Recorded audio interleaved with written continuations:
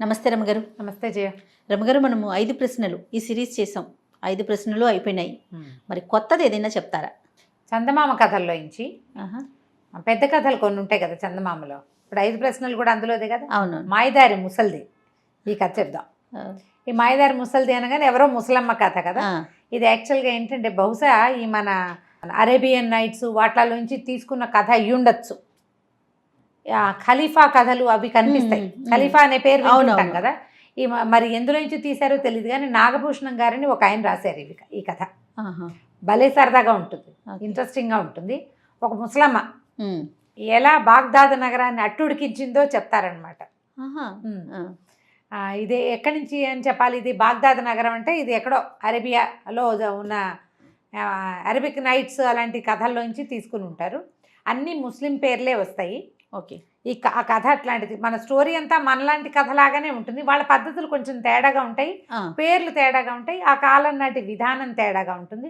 ఇలాంటి కథలు ఎందుకు చెప్తున్నారు లాంటివి అనకండి. హాయిగా కథని ఎప్పటి మన రొటీన్ డైలాగ్ కథలాగా కథే అంతే. కథలాగా వినండి. పిల్లలకి చెప్పడానికి కూడా భలే ఇంట్రెస్టింగ్ ఉంటుంది. మంచి సరదా కథ. ఓకే అండి. పూర్వం అట బాగ్దాద్ నగరానికి ఆయన ఖలీఫాగా ఉన్నప్పుడు, ఆయన రాజుగా ఉన్నప్పుడు ఒక పావురాల టపా నడిచేదట. పావురాల టపా అంటే ఈ ఊరి నుంచి ఆ ఊరికి వార్తలు పంపించడానికి పోస్ట్ మ్యాన్లు. ఆ పావురాల టపాని ఒక అతను నిర్వహించేవాడు. అతనికి 40 మంది బానిసలు, 40 వేట కుక్కలు కూడా ఇచ్చేది గవర్నమెంట్. సడన్గా అతను మరణించాడు. మరణించేసరికల్లా మరి టపా మూసుకుపోయింది. ఇంకోటి ఎవరినో చూడాలి. ఈ రాజుగారు ఏం చేశారు, ఈ ఖలీఫా ఈ కుక్కల్ని బానిసల్ని అందరినీ తీసేసుకున్నాడు. అయితే ఈయనకు ఒక భార్య కూతురు ఉన్నారు.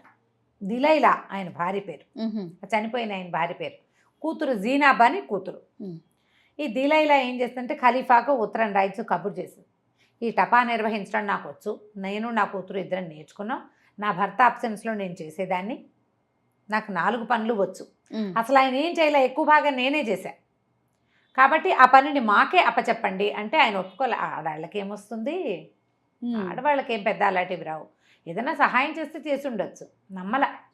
పైగా ఆ కాలంలో ఏంటంటే వాళ్ళు ఇళ్లలోనే ఉండేవాళ్ళు, ఘోష ఒకటి ఉంటుంది. అవునవును. ఈ వ్యవహారాలన్నిటి మీద ఆయన పెద్దగా నమ్మక మొత్తం అన్నీ వెనక్కి తీసేసుకుంటే కొళ్ళు మండిపోయింది. కానీ ఏం చేస్తుంది, ఆ రోజుల్లోనట కొంతమంది దొంగలు ఉండేవాళ్ళు. ఈ దొంగల్లో 2 దొంగల్ని నగర కొత్వాళ్ళుగా నియమించారట. కొత్వాల్స్ 2 అంటే ఇన్స్పెక్టర్లు లాంటి వాళ్ళు. అయితే ఎందుకట, హసను అబ్దుల్ వాళ్ళిద్దరు. ఈ హసను అబ్దుల్ ఎంత ప్రయత్నించినా ఖలీఫా వాళ్ళని పట్టుకోలేకపోయాడు. ఇంత చాకచక్యం ఉన్నవాళ్ళు దొంగలుగా కాకుండా కొత్వాళ్ళుగా ఉంటే ఎవరినైనా బురుడి కొట్టిస్తారు వాళ్ళు అని చెప్పి ప్రకటన ఇచ్చి, మిమ్మల్ని నగర కొత్వాళ్ళుగా నియమించుకుంటాను, మీరు దొంగతనాలు మానేసి వచ్చి కొలువులో చేరండి అని చెప్పి ఇళ్ళు వాకిళ్ళు వాళ్ళకి బానిసలు, కుక్కలు, నక్కలు, తర్వాత గుర్రాలు అన్నీ ఏర్పరిచి వాళ్ళిద్దరిని కొత్వాళ్ళుగా నియమించుకున్నాడు. ఈ దిలైలా కొళ్ళు మండింది. దొంగ వెధవల్ని పట్టుకోవాల్సింది పోయి వాళ్ళని రండిరా బాబు అని పిలిచి వాళ్ళకు ఉద్యోగాలు ఇస్తాడా? నాకేనా అంత చేత కాలేదు, నన్నెందుకు తీసుకోవాలా, నన్ను పరిగణించలా, దొంగల్ని పరిగణించి కొత్తవాళ్ళుగా పెట్టుకున్నాడు. వీళ్ళ సంగతి చెప్తాను నేను, వాళ్ళిద్దరికంటే నేను తెలివిగల దాన్ని ప్రూవ్ చేసుకుంటా అని చెప్పింది కూతురికి. సరే, ఒకరోజు పొద్దున్నే బయలుదేరింది. ఇప్పుడు బయలుదేరటం ఎట్లా బయలుదేరింది, సూఫీ సన్యాసులు ఉంటారు, వాళ్ళు ఏంటి మెడ నిండా తావళాలు అవి వేసుకుంటారు, ఏవో ముసుగు వేసుకుంటారు, చిన్నవి ఇలా టిక్ టిక్ మన కొట్టేది ఏదో ఉంటుంది, ఒక సాధనం, మన చిడతలు లాంటిది ఇట్లా పట్టుకుని కొట్టేది పాటలు పాడడానికి, సూఫీ గీతాలు పాడేందుకు. ఆ సన్యాసిని వేషం వేసుకుంది. రోడ్డు మీద సన్యాసులు నడుస్తూ అల్లాహో అక్బర్ అని అరుస్తారు. వాళ్ళతో పాటు ఆ వేషం వేసుకుని ఇప్పుడు వాళ్ళతో పాటు వెళ్ళొచ్చు, వాళ్ళతో పాటు లేవిడ ఒక్కతే తిరగటం మొదలుపెట్టింది. అట్లా తిరుగుతూ ఉండగా ఏమైంది, ఇప్పుడు ఒక రాజప్రతినిధులు, తర్వాత రాజాధికారులు, వీళ్ళు నగర అధికారులు ఉంటారు కదా, ఆ లైన్లోకి వెళ్ళి ఆ లైన్లో ముస్తఫా అని ఒక పెద్ద అధికారి ఇల్లుంది. ఆ ముస్తఫా చాలా పెద్ద అధికారి, ఖాతూన్ అని ఒక అందమైన భార్య ఉందట.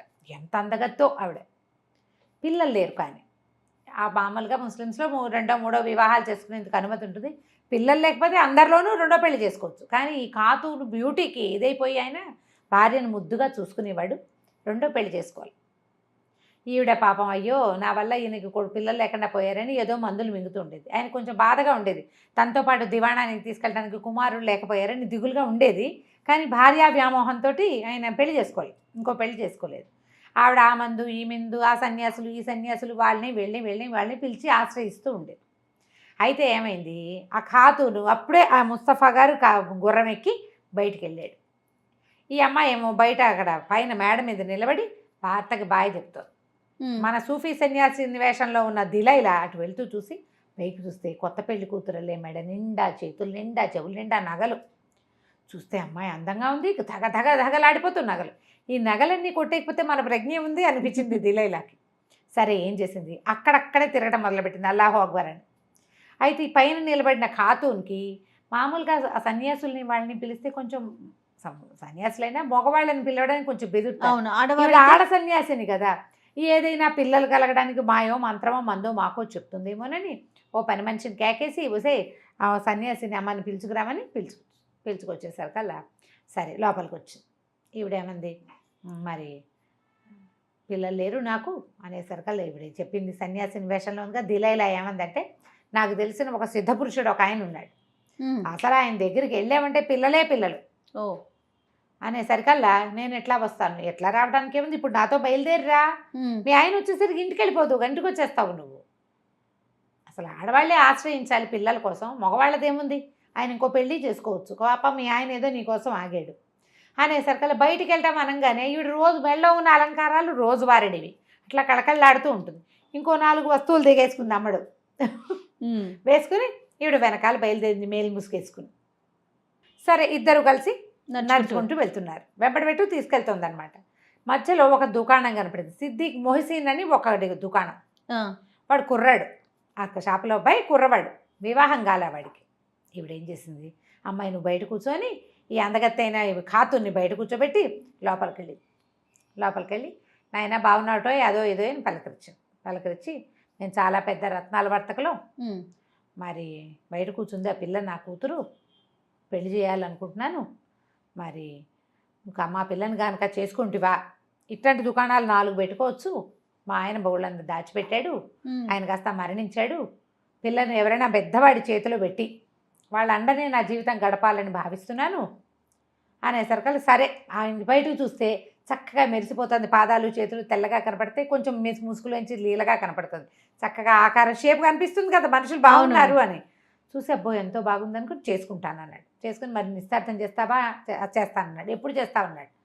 చేస్తానంది ఈవిడ. ఎప్పుడంటే ఎప్పుడో ఎందుకు రా నాతోటి, ఇప్పుడే నిశ్చార్థం చేస్తాను, ఏముంది పెళ్ళిళ్ళలో అయిపోతాయిట వాళ్ళలో, మరి అలా సింపుల్గా అవునో కాదో ఆ కథలో అట్లా ఉంది. సరే ఈయన ఏం చేశాడు, మరి డబ్బు ఇవ్వాలి, పిల్లని పెళ్లి చేసుకోవటం అంటే దాన్ని ఏదో అంటారు, మెహర్ లాంటిది పేరు ఏదో ఉంటుంది, ఓకే, వాళ్ళకి ఇంత సొమ్మిస్తున్నాము అని. ఆ మెహర్ ఆ అమ్మాయి కట్నం అనమాట, అమ్మాయికి ఇచ్చే డబ్బు. మరి డబ్బులు సంచి సంకలో పెట్టుకుని బయలుదేరాడు. ఈ ఖాతూన్ని ఈ మొహసిన్ని ఇద్దరిని వెంట పెట్టుకుని ముందుకు నడుచుకుంటూ ముందుకెళ్ళేసరికి హజ్ మొహమ్మద్ అనే ఒకటిది కలంకారీ దుకాణం కనపడింది. ఇక్కడ ఏంటంటే కలంకారీ దుకాణం అంటే బట్టలు అద్దకం వేస్తారు, రంగుల్లో ముంచి ఇవ్వటం, కొన్ని డిజైన్లు వేసి ఇవ్వటం, కలర్స్ మార్చడం, బట్టలకి కలర్స్ మార్చడం కనపడేసరికి మీ ఇద్దరు ఇక్కడే ఉండండి, నాకు పని ఉందని లోపలికి వెళ్ళి ఒక మాట మాట్లాడొస్తాను. లోపలికి వెళ్ళి నాయన మా ఆయన చనిపోయాడు, బయట ఉన్న వాళ్ళిద్దరు మా పిల్లలు, మేము చాలా అర్జెంటుగా ఇల్లు ఖాళీ చేయవలసి వచ్చింది, ఎమర్జెంటుగా ఇల్లు కావాల్సిన పరిస్థితుల్లో ఉన్నాను నేను, మీకు మీ దాంట్లో మీ పరిచయస్తుల్లో ఎక్కడైనా ఒక ఇల్లు ఉందా, ఈ పూట ఇల్లు తీసుకోవాలి, సామాన్లు తెచ్చుకోవాలి, మేము అది ఖాళీ చేయవలసి వచ్చింది, మరమ్మతులు పెట్టుకున్నాం, ఆ పని వాళ్ళు ఏమో వచ్చేసారు అనేసరికల్లా ఇతను ఆ మాట ఈ మాట మాట్లాడి చూస్తే మరి ఈవిడ ముసలిది, 2 పిల్లలు కనపడతారు, కుర్రాడు, అమ్మాయి ముసుకేసుకుని పిల్ల ఒకటి కనపడుతోంది, వీళ్ళ పిల్లలే అనుకుంటారు ఆవిడ చెప్పడాన్ని బట్టి. ఏమన్నాడు, ఆ దాందే ఉందమ్మా, వీళ్ళకేముంది, మేము మా ఇంట్లో పైభాగం ఎప్పుడు ఖాళీగానే ఉంటుంది, మంచి అంటే అదను వచ్చినప్పుడు అంటే రంగులు వేసే రోజులు వచ్చినప్పుడు ఈ నీలి వర్తకులు వస్తారు, కలర్స్ తెచ్చేవాళ్ళు, బ్లూ ఇండిగో తెస్తారనమాట, దాంతో కదా చాలా రంగులు కలుపుతాం, ఆ వర్తకులు వచ్చినప్పుడు వాళ్ళని ఉంచేవాడిని, ఇప్పుడు ఇల్లు ఖాళీగా ఉంది, ఆ ఇల్లు ఖాళీగా ఉంది, కావాలంటే మీరు ఉండండి కొద్ది రోజుల పాటు అంటే, మా నాయన అంతకంటే నా నాయన చాలా సంతోషం, రెంట్ అది మాట్లాడుకుందాం, నువ్వు రా సాయంకాలానికి ఇంటికి వస్తే మాట్లాడుకుందామని తాళాలు చేతపుచ్చుకుంది. ఆ ఇంటి అడ్రస్ చెప్పాడు. ఆ కలంకారీ దుకాణం నుంచి బయటకు వచ్చి ఈ పిల్లని ఈ కుర్రాన్ని మొహసీన్ అనే అబ్బాయి, ఖాతూన్ అనే అమ్మాయి ఇద్దరిని వెంబడబెట్టు తీసుకుపోయింది ఆ ఇంటికి. తీసుకెళ్ళి ఆ మొహసీన్ ఏమో నువ్వు ఇక్కడ కూర్చో, నేను ఖాజీని పిలుచుకొస్తాను అని కింద ఇంట్లోకి పంపించింది.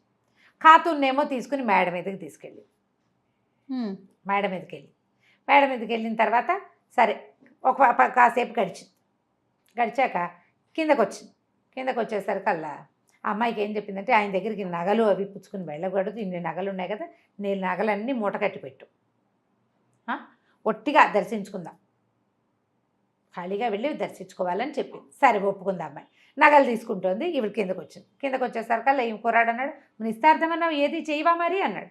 నిస్తార్థానికి ఏముంది, నా కూతురికి బానిస పిల్లలు ఎవరో చెడు మాటలు చెప్పేశారు, నేను నీ షాపుకి వచ్చినప్పుడే దానికి తెలుసు నీ ఒంటి మీద బొల్లుందని అదని చెప్పారు దానికి, వీడికి బొల్లుంది నేను చేసుకోనంటోంది మా పిల్ల అనేసరికి, బొల్లే నాకెక్కడ బొల్లుంది, నాకు బొల్లు లేదు ఏం లేదు అన్నాడు. సరే అయితే ఓ పంచి, నువ్వు చొక్కా విప్పుకుని కూర్చో,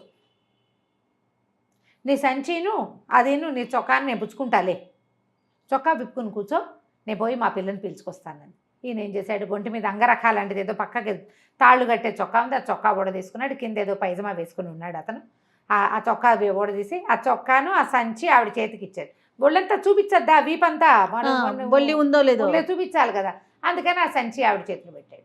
ఈవిడ పైకి వెళ్ళి ఏమంది, అమ్మాయి మరేమో ఆయన వచ్చి కింద కూర్చున్నాడు సిద్ధపురుషుడు, మరి నువ్వు పదా, నేను నీ నగలు అవి జాగ్రత్త పెట్టి వస్తానంది. ఈ అమ్మాయి మెట్లు దిగి వెళ్ళే లోపల ఆవిడ ఆ అమ్మాయి నగల సంచి, వీడి డబ్బుల సంచి, వీడి చొక్కా పుచ్చుకుని దిగి వెళ్ళిపోయింది. ఈ ఖాతూన్ ఏం చేసింది, కిందకు వచ్చి చూసేసరికల్లా ఎవరు కనపడ్డారు, లోపలికి వెళ్ళేసరికల్లా ఈ చొక్కా విప్పు కూర్చుని కుర్రాడెవడో కనపడ్డాడు. ఇంతకుముందు వీడు మనతోటే వచ్చాడనే ధ్యాస లేదు ఆ అమ్మాయి, అతను అసలు చూడలేదు, పట్టించుకోలేదు, ఎవరినో పిలుచుకొస్తోంది అనుకుంది. ఏది నా ఒంటి మీద బొల్లుందన్నట్టుగా చూడని వీపు చేయి పొట్ట చూపించబోయాడు. ఈ అమ్మాయి కంగారు పెట్టి, వీడెవడో నాకు ఒళ్ళు చూపిస్తున్నాడు ఏమిటి రోతగా అని పరిగెత్తుకుంటూ పైకి వెళ్ళిపోయి ఒక్క కేక పెట్టి పరిగెత్తుకుంటూ వెళ్ళి మేడ మీదకి వెళ్ళి తలపేసి కూర్చుంది. వీడేమో కింద కూర్చున్నాడు, ముసలం వస్తుంది అనుకుంటున్నాడు. ఇంతలో ఈవిడేం చేసింది, ఆ కలంకారీ షాప్ వాడి దగ్గరికి వెళ్ళేటప్పుడు చేతిలో మూట ఉంది, నగలది ఒక మూట, అతను డబ్బులు సంచి, చంకలో పెట్టుకునే సంచి, వాడి చొక్కా, వీటిని తనకు తెలిసిన ఒక దుకాణంలో పెట్టింది. ఇప్పుడే వస్తా అని చెప్పి కలంకారీ వాడి దగ్గరకు వచ్చింది. హజ్జ మొహమ్మద్, ఆ మొహమ్మద్ దగ్గరకు వచ్చి, బాబు చాలా బాగుందండి, ఎంత సహాయం చేశారో మీరు, కాకపోతే ఒక చిన్న పని ఉందండి, నేను ఇంటికి వెళ్ళి సామాన్లు పట్టించుకొస్తా, మీరు నాకు ఒక పని చేయండి, పిల్లల ఆకలి అలవటిస్తున్నారు అని ఒక దినారం చేతిలో పెట్టింది. దినారంటే పెద్ద డబ్బు, ఓ 1000 రూపాయలు అనుకో, కాస్త మా పిల్లలకి రొట్టెలు అవి పట్టించుకెళ్ళండి, మీరు కూడా ఈ పూట ఫలహారం నా సొమ్ముతోటే చేసేయండి అంతే. సరే ఆయన ఏం చేశాడు, ఏదో పెద్దది మన ఇల్లు అద్దెకి ఇచ్చాము బాగానే ఉంది కదా, ఆ దినారం పుచ్చుకుని వెళ్ళేసరికల్లా ఒక 2 నిమిషాల్లో ఆ పనివాడు బయట ఏదో పని చేస్తున్న కుర్రాడు లోపలికి వచ్చాడు. ఈవిడ అటు ఇటు చూస్తుంది, అలంకారీ రంగులేసే సామాన్లు గీమాన్లు చాలా ఉన్నాయి. ఆ కుర్రాడికి అంది, బాబు నువ్వు ఇక్కడే ఉన్నావా, నాకు కనపడలేదు, మరేమోను అతను రొట్టెల దుకాణానికి వెళ్ళాడు, నిన్ను ఒక మాట రమ్మన్నాడు మీ యజమాని అనేసరికల్లా, మరి నేను ఇక్కడ కొట్లో ఎవరుంటారు, నేను ఉంటా కదటయ్యా, నేను ఉంటాగా, మీ యజమాని ఇల్లు అద్దెకి తీసుకుని దాన్నే కదా నేను ఉంటాలే, నువ్వు వెళ్ళని కుర్రాన్ని పంపేసింది. ఈ కొట్లో సామాన్లు తను ఏమేమి ఎత్తిపెట్టి ప్యాక్ చేసేయగలదు అవన్నీ తీసేసుకుంది, పక్కకి తీసేసి ఆ దారిపోతున్నటువంటి ఒక మోత గాడిద కుర్రవాడిని పిలిచింది. అక్కడ ఏంటంటే మోత బరువు సామాన్లు మోసుకెళ్ళడానికి గాడిదలు కుర్రాళ్ళు, మోత బరువు కుర్రాన్ని పిలిచి, ఒరే అబ్బాయి ఈ దుకాణం తెలుసు కదా, హజ్ మొహమ్మద్ కలంకారీ వాడు మా అబ్బాయే, వాడు అప్పులు చేశాడు, అక్కడి నుంచి రాజభట్లు వచ్చి జప్తు చేయబోతున్నారు, మరి కొన్ని సామాన్లు ఉపయోగపడే సామాన్లు ఏమో నేను గాడిద మీద వేసి పట్టుకెళ్తాను, నీ గాడిదని కాసేపు నాకు ఇవ్వు, మరేమో నువ్వు ఇక్కడే ఉండు, నేను ఇవి సామాన్లు ఇంటి దగ్గర చేర్చేసి మళ్ళీ వస్తా, నువ్వేం చేస్తావంటే ఈ రంగుల సీసాలు అవి ఉన్నాయి, అది ఆవిడ కదపలేదు, కదపగలిగేవన్నీ పట్టుకెళ్ళిపోతుంది, ఈ కదపలేని సీసాలు అవన్నీ పగలగొట్టేసేయి, లేకపోతే భటులు వచ్చి జప్తు చేసేస్తారు, జప్తు అయితే మళ్ళీ దుకాణం పుట్టదు అని చెప్పింది. ఈ కుర్రాడు ఏమనుకున్నాడు, మనం దుకాణంలో ఉన్నాం, ఇన్ని రంగులు ఉన్నాయి, ఇవి పగలగొట్టే పని మనకే కదా అప్పచెప్పారు, ఇంకో రూపాయి ఇస్తుంది, ఒక దినారం వాడి చేతిలో పెట్టింది, వచ్చాక ఇంకో రూపాయి ఇస్తాను. ఈ గాడిద మీద ఈ కలంకారీ వాడి సామాన్లు అన్నీ వేసుకుని ఇంటి దగ్గర పెట్టేసింది, వెళ్ళిపోయింది. ఇక అక్కడి నుంచి ఏమైంది, కలంకారీ ఆయన అక్కడికి వెళ్ళాడు, హజ్ మొహమ్మద్ రొట్టెల దుకాణానికి వెళ్ళాడు, పనివాడు అక్కడికి వెళ్ళాడు. ఏమిటండి పిలిచారట అన్నాడు. నేను పిలవటం ఏమిటి అనేసరికల్లా ఆ చేపలో ఉన్న ముసలమ్మ చెప్పిందండి మీరు పిలిచారని. ముసలమ్మ అలా ఎందుకు చెప్తుంది? ఆవిడే కదా రూపాయి ఇచ్చి దినారం ఇచ్చి రొట్టెలు, నన్ను రొట్టెలు కొనమంది. సరే పదా వెళ్ళి వెనక్కి చూద్దాం ఏం చేస్తుందో అని ఇద్దరు కలిసి వెనక్కి వచ్చారు. వెనక్కి వచ్చేసరికి కుర్రాడు ఉన్నాడు, మోతగాడిదేవాడు. వాడేం చేస్తున్నాడు, ఆ రంగు సీసాలు రకరకాల రంగులు అన్నీ పగలగొట్టేస్తున్నాడు. ఊరి నీ కడు పుడక ఏమిట్రా నా సామాన్లన్నీ పగలగొడుతున్నావు అంటే, మీ అమ్మాయి పగలగొట్టమంది అంటాడు.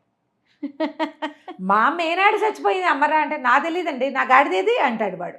రామా, వాడేమో నా గాడిదో అంటాడు, ఈయనేమో నా నా షాపో అంటాడు. మీ అమ్మ అంటాడు వాడు, మా అమ్మ చచ్చిపోయిందిరా అంటాడు వీడు. గందరగోళంగా కొట్టేసుకున్నారు. చుట్టుపక్కల షాపుల వాళ్ళంతా చేరారు. ఇక్కడ ఏదో జరిగిందని అర్థమైంది వాళ్ళకి. కాసేపటికి స్థిమితపడ్డారు. సరే పద, ఈ ముసల్దాని పిల్లలిద్దరూ మన ఇంట్లోనే ఉన్నారు, అక్కడే పోదామన్నారు. ఈ గుంపంతా పోయారు. అక్కడికి పోయేసరికల్లా కింద తలుపు కొట్టారు. మోసీని కూర్చున్నాడు కదా, చొక్కా విప్పుకుని వాడి దగ్గర డబ్బులు లేవు, చొక్కా లేదు. తలుపు తీసాడు. తలుపు తీసేసరికల్లా వీళ్ళు అడిగారు, ఏరా వెధవా, దొంగ వెధవా, మీ అమ్మ ఎదురంటే, మా అమ్మ ఎప్పుడో చచ్చిపోయింది అంటాడు. అందరు అమ్మలు చచ్చిపోయారు. మా అమ్మ మీ అమ్మ చచ్చిపోవడం ఏంటి, నీ వెంట వచ్చింది కదంటే, నా వెంట వచ్చింది ముసలిది, మా అమ్మ కాదు, కూతుర్నిచ్చి పెళ్లి చేస్తానని నన్ను తీసుకొచ్చింది. ఆ కూతురు ఏమో మేడ మీద కూర్చుంది, తల్లి కూతురులు ఇంకా దిగలేదు, వాళ్ళ కోసమే చూస్తున్నాను, కాజీని తీసుకొస్తానంది, పెళ్లి కోసం చూస్తాను, నా డబ్బులు నా చొక్కా దాని దగ్గరే ఉన్నాయి అన్నాడు. అమ్మో ఇదేదో విచిత్రంగా ఉందని పైకి వెళ్ళి తలుపు కొట్టారు. ఆవిడ తలుపు తీసింది. తలుపు తీసేసరికల్లా పెళ్ళయిందా మీ అమ్మ ఏదన్నాడు. మా అమ్మ ఎప్పుడో చచ్చిపోయిందండి, అయినా మా అమ్మ ఈ ఊళ్ళో లేదు, వేరే ఊళ్ళో ఉంటుంది. నువ్వెవరమ్మా అంటే, ఇది మా అమ్మ, మీ అమ్మ. ఈ గందరగోళం. సిద్ధపురుషుడు ఏడి, చొక్కా విప్పుకున్న వీడున్నాడు అంటుంది అమ్మాయి. గందరగోళంగా వాదించుకున్నారు. చివరికి ఒక గంటకి వాళ్ళకి అర్థమైంది, ఈ ముసలమ్మ మొదట ఖాతూన్ని తెచ్చింది, ఖాతూన్ నుంచి మొహసిన్ దగ్గరికి వెళ్ళింది, అక్కడి నుంచి హజ్ మహమ్మద్ దగ్గరికి వచ్చింది, తర్వాత గాడిద పోయింది, హజ్ మహమ్మద్ సామాన్లు ఉన్న కొన్ని పట్టుకుపోయింది, వీడి చొక్కా వీడి డబ్బులు పోయినాయి, ఖాతూన్ ఒంటి మీద బంగారం అనేది లేకుండా మొత్తం కొట్టేసింది. ఆవిడేమో నేను ఫలానా ఆయన భార్యనని చెప్పింది, ముస్తఫా గారి భార్యని అనేసరికల్లా ఒక తోడిచ్చి ముస్తఫా ఇంటికి పంపించారు. అక్కడి నుంచి ఆ ముస్తఫా వీళ్ళని పిలిచాడు, ఆ నగర పాలకుడిని. ఏమిటండి మీ వ్యవహారం, ఇట్లా చేస్తున్నారు ముసలమ్మలు, ముసలిది చేస్తుంటే బాగ్దాద్ నగరంలో ఎంతమంది ముసలమ్మలు ఉన్నారు, ఈ ముసలిదాన్ని ఎలా గుర్తుపడతాం, పైగా ముసలిది దాని రెగ్యులర్ వేషంలో లేదు, సూఫీ వేషంలో ఉంది. సరే చూద్దాం అనుకున్నారు. ఈ లోపల దిలైలా ఇంటికి వెళ్ళిపోయింది. వాళ్ళ అమ్మాయి కూతురు అడిగింది, అమ్మ ఏం చేసుకొచ్చావు అంటే, ఖాతూన్ బంగారం తెచ్చేసా, ఇంకోటి చొక్కా వాడి డబ్బులు తెచ్చేసా, కలంకారీ వాడి సామాన్లు తెచ్చేసా, ఈ గాడిది పట్టుకొచ్చేసా, ఇవాళకి నలుగురిని ఉద్ధరించాం, రేపటి సంగతి చూద్దాం. సరే వాళ్ళంతా వెతుకుతారమ్మా, నువ్వు బయటికి వెళ్ళబాక అని చెప్పింది కూతురు. దీని నగరం అంతా చెప్పుకుంటున్నారు ఏమిటో జరుగుతుంది. ఇప్పుడు వీళ్ళు ఏమనుకున్నారు, మన నలుగురం వెతుకుతాం, ఇప్పుడు వాళ్ళు గుర్తుపడతారు ఈవిడ్ని. ఖాతూన్ బయటికి రాదు, కానీ మిగిలిన వాళ్ళు ఉన్నారు కదా, పనివాడు, ఇతను మొహసీను, మొహమ్మద్, గాడిద బరువు వాడు, వీళ్ళు గుర్తుపడతారు. వెతుకుదాం అనుకున్నారు. మేము వెతుకుతాం, మీరు వెతకండి అని రాజభట్లకు చెప్పారు. పొద్దున ముందర సూఫీ సన్యాసిని వేషం వేసింది కదా, ఈసారి ఏం చేసింది, ఒక సంపన్నుల ఇళ్లలో పరిచారికలు ఉంటారు, వాళ్ళకు ప్రత్యేకమైన డ్రెస్సింగ్ ఉంటుంది. మరి అంటే మాసిపోయిన బట్టలు అవి కాకుండా కొంచెం మంచి బట్టలు, కొంచెం ఇదిగా అలాంటి ఓ డ్రెస్ వేసుకుని ఈ భాగ్యవంతులు ఉండే ఒక సందులోకి వెళ్ళింది. ఆ సందులో మహాభాగ్యవంతుల ఇంట్లో పిల్లకి ప్రధానం జరుగుతుంది. పెళ్లి అంటారు, పెళ్లి కుదిరింది అనమాట. అయితే ఈ పెళ్లి కూతురికి చిన్న పిల్లాడు తమ్ముడు ఒకడున్నాడు, ఒక 4 ఏళ్ల వాడు పిల్లాడిని తల్లిని వదిలిపెట్టకుండా సతాయించేస్తున్నాడు. అవి వచ్చిన పేరెంట్ వాళ్ళు, వచ్చిన వాళ్ళు ఉంటారు కదా, వీళ్ళు వాళ్ళని చూసుకొని ఇవ్వటం లేదు. వాడు గీబేమని గోల. చక్కగా పిల్లాడిని అలంకారం చేశారు, మంచి బట్టలు వేశారు, మెరిసే బట్టలు, జోళ్ళు, తర్వాత మెడలో ఇవి హారాలు, చిన్న కుచ్చులు, తలపాగా ఒకటి, చేతులకేమో మురుగులు, ఉంగరాలు అన్నీ ఉన్నాయి. ఓహో నస పిల్లాడు. కొంచెం జనాలను చూసేసరికి కొంతమంది పిల్లలు అట్లా క్రాంకీగా ఉంటారు కదా, ఈవిడ ఇటు తిరిగి చూసుకొని ఇవ్వట్లేదని ఆ పెద్ద ఆవిడ ఏం చేసింది, ఆ పెళ్లి కూతురు తల్లి ఈ పిల్లాడిని ఒక దాతికి అప్పచెప్పి, పాకెట్లో కూర్చో, వీడిని అక్కడ ఆడిచ్చు, ఈ ప్రోగ్రామ్ అంతా అయ్యాక అప్పుడు తీసుకోవద్దు గారని తినడానికి ఏదో ఒక తినబండారని చేతిలో పెట్టి లోపల చుట్టాలను చూసుకుంటుంది ఆవిడ. ఈవిడేం చేసింది, మన దిలైలా అక్కడికి వెళ్ళి చూసింది, దాది పిల్లాడిని పెట్టుకుంది. పిల్లాడి ఒంటి నిండా నగలు మెరిసిపోతున్నాడు, చక్కగా పొతకలే బాగున్నాడు. వీడు నగలు కొట్టకపోతే ఏమిటి మన ప్రజ్ఞ, వీలాగేయాలని ఏం చేసింది, ఒక చెల్లని కానీ ఒకటి తీసి నాణ్యం అక్కడ దాది బయటకు వచ్చిందిగా, ఆ అమ్మాయి చేతిలో పెట్టింది. అమ్మాయి మీ పాత దాది చూడ్డానికి వచ్చింది, సలాములు చెప్పడానికి వచ్చిందని అమ్మగారికి చెప్పి రావాలి అనేసరికల్లా కానీ చేతిలో పడేసరికి దానికి ఉత్సాహం వచ్చింది. దానికేం చెప్తా కానీ అవ్వా ఇదిగో ఈ పిల్లాడు ఉన్నాడే, ఈ చిన్న బాబు, ఈయన కనుక కనపడితే అమ్మగారిని ఇక పని చేసుకొనివ్వడు, లోపలికి వెళ్తే మరి ఏమంటావు అంది. అనేసరికల్లా ఇదేలేంది, దానికేముంది, పిల్లాడిని నేను పట్టుకోను, అసలు వీడు పుట్టిందే నా చేతిలోను, నేను పట్టుకుంటా, నువ్వు వెళ్ళి అమ్మగారికి చెప్పిరా అనగానే అదేమో ఆ దాసి లోపలికి వెళ్ళింది. ఈవిడ పిల్లాన్ని ముచ్చుకుని ఉడాయించేసింది, తీసుకొచ్చేసింది బయటికి.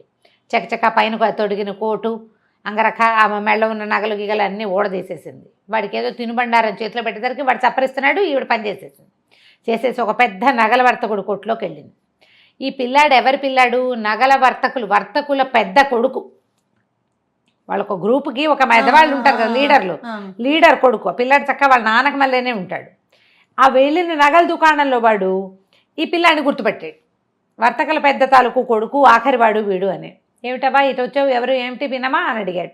అడిగేసరికల్లా ఇదిగో వీళ్ళ అక్కయ్యది ప్రధానం, సామాన్లు ఏవో ఒక 1000 రూపాయలకి తగ్గకుండా అది తీసుకురమ్మన్నారు అమ్మగారు, ఎవరో చదివించారట, మరి 1000 నాణ్యాలు పంపిస్తారు సరుకు ఇచ్చేస్తే అనేసరికల్లా 1000 నాణ్యాలకి 4 జతల గాజులు, అవి ఇవి వస్తువులు, ఒక కంటే కాసుల పేరు అన్నీ తీసి మూటగట్టాడు. పిల్లాడిని కావాలంటే ఉంచుకో, అమ్మగారు డబ్బులు పంపిస్తారంటే, పిల్లాడు ఎందుకమ్మా, నాకు అక్కర్లేదు తీసుకెళ్ళమన్నాడు. నాకు వద్దునైనా, మోసుకెళ్ళొద్దు, చచ్చే పోసుకొచ్చాను పిల్లాడిని, మళ్ళీ మోసుకెళ్ళాలి, ఇక్కడే ఉంచు, వాళ్ళే బండి పంపించి పిల్లాడిని తీసుకెళ్తారు అని నగలు పుచ్చుకెళ్ళిపోయింది. 1000 రూపాయలవి. 1000 ఇవ్వాల, 1000 అమ్మగారు పంపిస్తుంది. అదే కదా, ఎవరో చుట్టాలు 1000 వరహాలకి నగలు తెప్పించుకుని చదివించుకోమన్నారు పిల్లకి. అలా కథ చెప్పింది. అయిందా, ఇంతలో అక్కడ పెద్ద రగడైపోయింది. పిల్లడిది దాసి అంటుంది, నేను బయటకు వచ్చినప్పుడు కనపడింది ముసల్ది, మరి పని మనిషిలాగానే ఉంది వేషం, అమ్మగారికి సలాములు చెప్తానంది. ఒక్క నిమిషం నేను ఇట్లా లోపలికి వచ్చేసరికి చిన్నబాబు లేడు, ముసలిది లేదు. ఇక లబో దిబో ఊరంతా వెతికేస్తున్నారు. ఇంతలో ఏమైంది, ఎంతసేపటికి ఎవరూ రావట్లేదు, మధ్యాహ్నం భోజనాలు వేళ అయిపోతుంది అని చెప్పి ఈయన డబ్బుల కోసం పిల్లాడి చేయించుకుని వాకిట్లోకి వచ్చి నుంచున్నాడు. ఈ బళ్ళ మీద హడావిడిగా తిరుగుతున్నాడు. అదిగదిగదిగో చిన్నబాబు అన్నారు.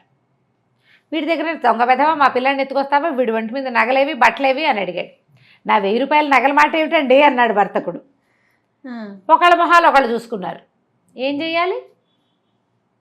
అక్కడి నుంచి వీళ్ళు పోయి ఆయన దగ్గరికి వెళ్ళారు. ఖాలిద్, ఆ నగర ఏమంటారు, మన మెయింటెనెన్స్ చేస్తారు కదా, ఆయన నగర పాలకుడు.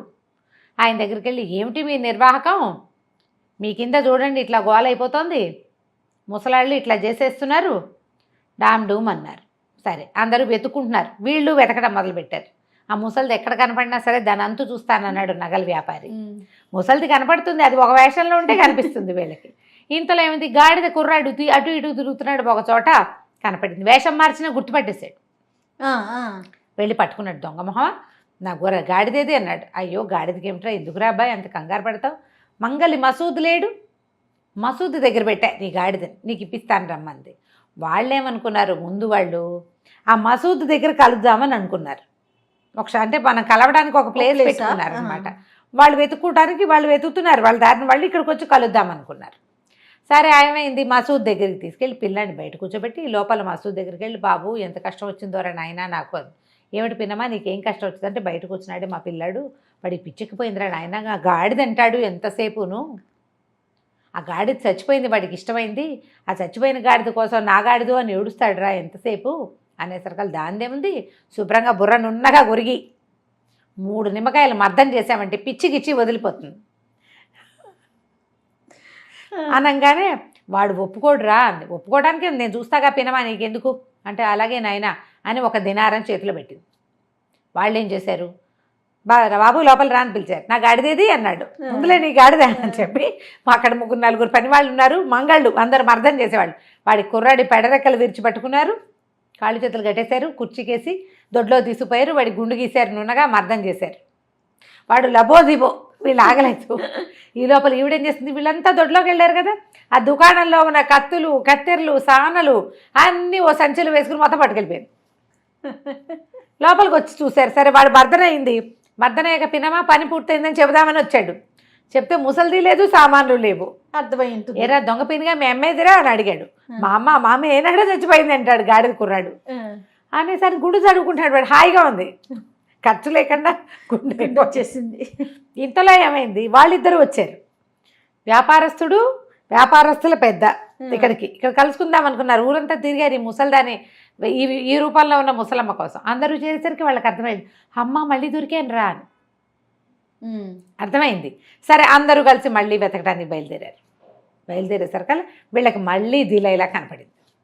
అందరూ కలిసి మీద పడి పట్టేసుకుని ఖాళీద్ దగ్గరికి తీసుకెళ్ళారు, నగరపాలకుడి దగ్గరికి తీసుకెళ్ళి. ఏమైంది, వీళ్ళంతా మగవాళ్ళు. ఎంతమంది వచ్చారు మరి, మొదట వచ్చిన మొహిద్దీను ఎవరో కుర్రాడు పెళ్లి చేసుకుంటానన్నవాడు, కలంకారీ దుకాణం వాడు, గాడిద కుర్రాడు వాడి గుండు కొట్టించింది.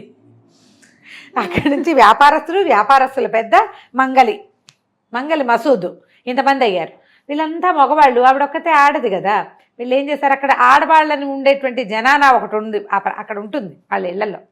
ఈ జనానాలోకి ఆవిడని పంపించి వీళ్ళు బయట కూర్చున్నారు. ఏ గదిలోకి అయితే ఇది జనానా అని పంపించారు, ఈ మన దిలైలా అక్కడ ఆగల, నడుచుకుంటూ గదులన్నీ తిరిగి చివరికి ఎక్కడికి వెళ్ళింది, ఆ ఖాలిద్ గారి భార్య ఏదో పని చేసుకుంటుంటే అక్కడికి వెళ్ళింది, మేడ మీదకి. జనాలు చూసుకోలేదు, ఇప్పుడు కొంచెం వేషం బాగుంది, నీకు కాన్ఫిడెంట్గా లోపలికి వెళ్ళిపోతున్నారు అనుకో, పట్టించుకోరు ఎవరు. మనం అటు ఇటు చూసినా ఎవరంటారు, మన దారిని మనం టక్కడగా వెళ్ళిపోతే ఎవరు మనకేసి చూస్తారు. ఇవిడ అంతే కాన్ఫిడెంట్గా ఖాలిద్ గారి భార్య దగ్గరికి వెళ్ళిపోయింది. ఆయన ఏదో పనిలో ఉన్నాడు, ఎక్కడికో వెళ్ళాడు, బహుశా ఆయన లేడు. ఈ దగ్గరికి వెళ్ళేసరికల్లా మరి సలాం చెప్పింది, మీ ఆయన గారు బానిసల్ని కొనుగోలు చేశారు, 1200కి మా బానిసల్ని మీ వారికి అమ్మాను అన్నది. అనేసరికల్లా బానిసలా, మా ఆయన చెప్పలేదే నాకేమీ అంది. కావాలంటే చూడండి అని మేడ మీద నుంచి కిందకి చూపించింది. కింద ఈ మొత్తం గుంపంతా మోసపోయిన గుంపు కింద పైనుంచి చూసాడు, అబ్బో హట్టాకట్టాగా బాగున్నారు, శుభ్రంగా ఉన్నారు అని చెప్పి మంచి బేరమే చేశారు. కానీ నా దగ్గర డబ్బులు, నేను తొందరగా వెళ్ళాలమ్మా, చాలా అర్జెంటు పని ఉంది నాకు అన్నది. అనేసరికల్లా మా ఆయన వచ్చి ఇవాళ డబ్బులు నా దగ్గర ఇద్దును, కానీ 1000 ఉందమ్మా, 1200 అంటివి కదా, అన్ని లేవు నా దగ్గర. 1200కి ఏముందమ్మా, భయానా 200 పుచ్చుకున్నాను కాదు, 1000 ఇవ్వండి నాకు చాలని. ఖాలిద్ గారి భార్య 1000 రూపాయలు చేతిలో పెట్టింది. ఈవిడ శుభ్రంగా ఏమందంటే, అది నొంటిని దొప్పుకొని, అమ్మమ్మ బానిసల్ని మా ఇంట్లో ఎన్నేళ్ళ నుంచో పనిచేస్తున్నారు, ఇప్పుడు వాళ్ళ ముందు నుంచి బయటికి వెళ్ళి వాళ్ళ మొహాలు చూడాలంటే చాలా బాధగా ఉందమ్మా, అలవాటు అయిపోయారు, దొడ్డిదారిని పంపిద్దురు బాబు, మీకు పుణ్యం ఉంటుందని. కానీ ఈవిడేం చేస్తుంది, పోలే ముసలిది పెద్దది ఎంత బాగా అడుగుతోంది కదా, వస్తే వెనకాల కదా తలుపులు తీయండి, మామ బయటికి వెళ్ళిపోతుందని ఈ మామని అట్టించి పంపించింది. ఆవిడ వెళ్ళిపోయింది. ఈ లోపల ఆయన నిద్రపోతున్నాడు ఖాలిద్. అది ఆయన నిద్ర లేచి వచ్చి ఏదో పలహారం చేశాక భలే మంచి బేరం చేశారండి, 1200కి మంచి దిట్టమైన బానిసల్ని పట్టారండి. బానిసలు ఏమిటి, నేనెవరిని కొన్నాను అనేసరికల్లా ఆవిడంది, అదేమిటి బానిసలు ఇదిగో పైనుంచి చూస్తే కనపడుతున్నారు, చూస్తే వీళ్ళు బానిసలు కాదే అన్నాడు. నాకు తెలీదు, 1000 రూపాయలు ఇచ్చేసాను నేను ముసలావిడికి. వాళ్ళు మోసపోవటంతో పాటుగా ఎక్కడికి వెళ్తే అక్కడ అక్కడి నుంచి ఆయన మెట్లు దిగి కిందకు వచ్చేసరికి ఏమిటి మీరేనేమిటో నేను కొన్న బానిసలు అన్నాడు. ఆ రంగానే అందరూ ఓకమడిగా పొట్టాడారు. బాబు మీరు మీ నిర్వాహకం ఏడిసినట్టే ఉంది, మేమేదో ఫిర్యాదుతోటి ఖైదీని అమ్మాయిని కూడా ఫిర్యాదులు మేము ఎవరిని పట్టుకొచ్చాము, దొంగని మేము ఫిర్యాదు చేయడానికి వచ్చాం, దొంగనేమో పట్టుకొచ్చాం, మీ ఇంట్లో పంపించాం, దాన్ని కాస్త చల్లగా అటేటో పంపేసి ఇప్పుడు మమ్మల్ని బానిసలు అంటారు ఏమిటండి, భలేవాళ్ళు మీరు అని పోటాడేసరికల్లా అక్కడి నుంచి ఇంకేముంది చూస్తే లేదు, వెనకాల తలుపులు ఎప్పుడో తెరుచుకుపోయినా ఏనాడో వెళ్ళిపోయింది. ఎటు వెళ్ళిందండి ఎవరికి తెలుసు, వెళ్ళిపోయింది. అక్కడి నుంచి అందరూ కలిసి పోటాడారు. ఈయన ఖాలిద్ కంగారు పడ్డాడు. ఈ లోపల నగర వర్తకుల పెద్ద వాళ్ళు వీళ్ళు అందరూ అరిచొచ్చి పోటాడారు. ఏమి నిర్వాహం చేస్తున్నారండి, ఇట్లా ఇళ్లలోకి దూరి ఆడవాళ్ళ మీద పడితే ఎట్లా, మా ఇంట్లో మా పిల్లాన్ని తీసుకుపోయి మాకు 1000 రూపాయలు బొక్క, వాళ్ళ ఇంట్లో ఖాతూన్ వంటి మీద నగలన్నీ కొట్టేసింది, ఇప్పుడు మేమేం చేయాలి అని ఆయన కూడా వచ్చాడు. ఖాతూన్ వాళ్ళ ఆయన కూడా, ఖాతూన్ మొగుడు మరి ఆ బంగారం అంతా అమ్మాయి పట్టుకెళ్ళిపోయింది కదా దిలైలా, వచ్చాడు అతను కూడా. అందరు కలిసి పొట్టాడారు. ఈయన కంగారు పడి ఖాలిద్ ఇక్కడ ఉన్నాయని, ఇది నగర పెద్ద ఏమనాలి నగర పాలకుడు, బాబు మీకు నష్టం ఎవరెవరు జరిగిందో అవన్నీ నేను ఇప్పిస్తాను, మీలో ఎవరు ఆవిడని గుర్తుపెట్టగలరో చెప్పండి అంటే మేమందరం గుర్తుపడతాం, 10 మంది సైనికులను ఇవ్వండి మేము వెతికి పట్టుకుంటామన్నారు. ఇక అక్కడి నుంచి మొదలుపెట్టి నగరం మీద పడి వెతికారు. సాయంత్రానికి దిలైలా దొరికేసింది, వాళ్ళకి పట్టేశారు. ఇక దిలైలా ఆట కట్టేసినట్టే కనపడుతోంది. తీసుకెళ్ళి ఆ ఖాలిద్ ఈయన ఉన్నాడు కదా నగర ప్రతినిధి, నగర పాలకుడు, అక్కడ పట్టుకెళ్ళేసరికల్లా ఆయన అడిగాడు, ఏమిటమ్మా ఈ దొంగతనాలు నీ ఉద్దేశం ఏంటంటే, దొంగతనం ఏమిటండి, నేనేనాడు దొంగతనం చేయలేదంట, ఈ వీళ్ళు ఉన్న వాళ్ళంతా ఇదే దొంగ, మా దగ్గర నుంచి ఇలా కొట్టేసి అలా కొట్టేసి కథలుగా చెప్పుకుంటున్నారు వాళ్ళు. ఈవిడ ససేమిరా అంది. అనేసరికల్లా సరే ఏమనుకున్నారు, ఇప్పుడు ఇక్కడ ఇలా కాదు, ముందు ఈరోజు చీకటి పడిపోతుంది, సాయంత్రం అయిపోయింది కదా, రేపొద్దున్నే మొత్తం అందరినీ పిలిచి సాక్షులతో సహా విచారించి మొత్తం చుట్టుపక్కల వాళ్ళని కూడా పిలిచి విచారిద్దాం, మనమే వీళ్ళే కాకుండా కొత్త వాళ్ళని వీళ్ళని అందరినీ పిలుద్దాం అనుకుని సరే ఈ చెరసాల కారాగార అధికారి ఉంటాడు కదా, ఆయన పిలుస్తారు, దీన్ని పట్టుకెళ్ళి మీ జైల్లో పెట్టుకోమంటే వాడు ఒప్పుకోడు, ఇవి చాలా మోసకారిగా ఉంది, ఎవరు పట్టుకుంటే వాళ్ళ నెత్తి మీద కుచ్చుల టోపీ పెడుతోంది, నా వల్ల కాదండి, తీరా నేను పెట్టుకుంటే వాళ్ళని నా నెత్తి మీదకి వస్తే, అదే కదా వీళ్ళంతా చూడు ప్రతివాడు దొరికాడు ఆవిడికి, నేను దొరికిపోతే ఎట్లా, అసలే మా ఇంట్లో చాలా సమస్యలు ఉన్నాయి, నేను ఇప్పుడు పెట్టుకోను అన్నాడు. అనేసరికి సరే ఏం ఆలోచించారు, ఇది తెలివిగలది, రెండోది అంత తేలిగ్గా నేరం ఒప్పుకునేటట్టుగా కూడా కనిపించట్లా, దొంగతనం అనేది నా జీవితంలో చేయలేదంటోంది, మొహం చూస్తే కొంతమంది మొహాలు పట్టుపడిపోతాయి, ఇంత హడావిడి అయ్యేసరికి బిత్తరపోతారు, అంటే మరీ చేయి తిరిగిన దొంగ కదా రమ్మగారు, స్ట్రాంగ్ విమెన్, కాకలు తీరిన దొంగ. దాంతో వీళ్ళు ఏమనుకున్నారు, ఓపెన్ ప్లేస్లో కట్టేద్దాం, అందరూ చూస్తుంటారు, ప్రపంచం అంతా సిగ్గుపడుతుందా, సిగ్గని కాదు అంటే ఎవరినైనా మోసపుచ్చేసేందుకు అవకాశం లేని పరిస్థితిలో ఉంటుందని చెప్పి ఏం చేశారు, సరే ఈ కొంచెం ఊరికి బయటగా వజ్రస్థానాలు అవి ఉంటాయి, ఇలా ఖైదీల్ని బంధించే ప్లేసులు, అక్కడ తీసిపోయి కాళ్ళు చేతులు పెడరెక్కలు విరిచి కట్టేశారు ఈ దిలేలని.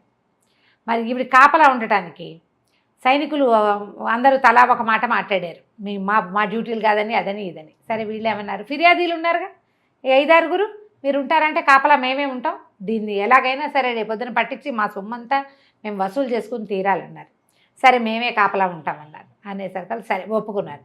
ఈ కథ అంతా మొదలై 3 రోజులైంది, అట్లాగే కదా జరుగుతుంది. సరే ఏమైంది, ఒక చోట కట్టేశారు, ఒక చోట, అది ఎక్కడ ఒక మన ఈ బాగ్దాద్ నగరానికి బయట నుంచి జనాలు వచ్చి లోపల నుంచి వాళ్ళు వెళ్ళేది, అంటే దాదాపుగా ఆ పొలిమేరల్లో అనమాట ఇది. వీళ్ళు 5-6 కాపలా కూర్చున్నారు. సరే అందరూ తిండి తెప్పించుకున్నారు ఇళ్ళ దగ్గర నుంచి, ఈ దిలైలాన్ని కట్టేసారు, తిండిలేదు తిప్పలేవు.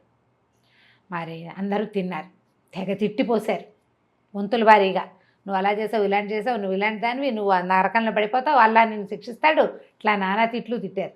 నోళ్ళు నొప్పి పుట్టాక భోజనాలు చేశారు. భోజనం చేశాక 3 రోజుల నుంచి నిద్రలు లేవు కదా, పైగా ఒక హైరాణ, ఒక టెన్షను.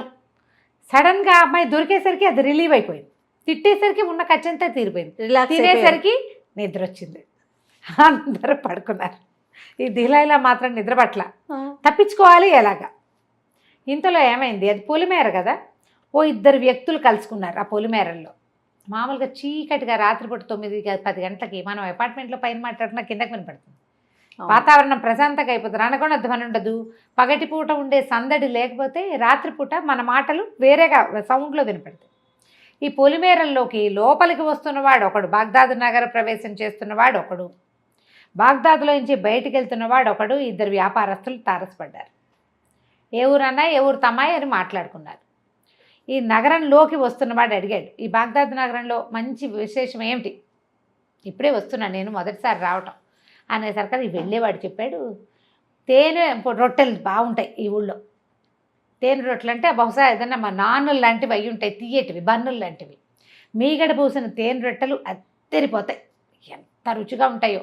మామూలుగా ఏదైనా తీయటి పదార్థం కమ్మటి పదార్థం తినగా మొహం మొత్తుతుంది, కానీ ఈ తేనె రొట్టెలు ఉన్నాయే మీగడ రాసినవి, అవి అసలు మొహం మొత్తవు. నేను 3 రోజులు ఉన్నాను, 3 రోజుల నుంచి అవే తిన్నా పొట్ట పగిలేలాగా, ఇంకా తిందామనే ఉంది, 4 ప్యాక్ చేసుకుని పట్టుకెళ్తున్నా. అనేసరికి ఈ కొత్తగా వస్తున్నవాడు అన్నాడు, అలాగా అన్ని చోట్ల దొరుకుతాయా, ఏదైనా ప్రత్యేకమైన కొట్ట అదే ఇదే అని అడిగాడు. 5-6 చోట్ల దొరుకుతాయి ఏదో చెప్పాడు. చాలా పెద్ద పెద్ద వ్యాపారాలు చేశారు, వాళ్ళు బాగా సంపాదించారు, ఆ రొట్టెలు అంత ఫేమస్ అన్నాడు. మాట్లాడుకున్నారు, ఆయన దారిని ఆయన పోయాడు, ఈయన దారి ఈయన పోయాడు. ఈ ఊళ్ళోకి వస్తున్న వాడి మాటలు అర్థమైనాయి, వీడికి మీగడ పూసిన తేనె రొట్టెలు కావాలి, ఈవిడ నేను తిన్ను నాకొద్దు అంటాం మొదలుపెట్టింది దిలైలా.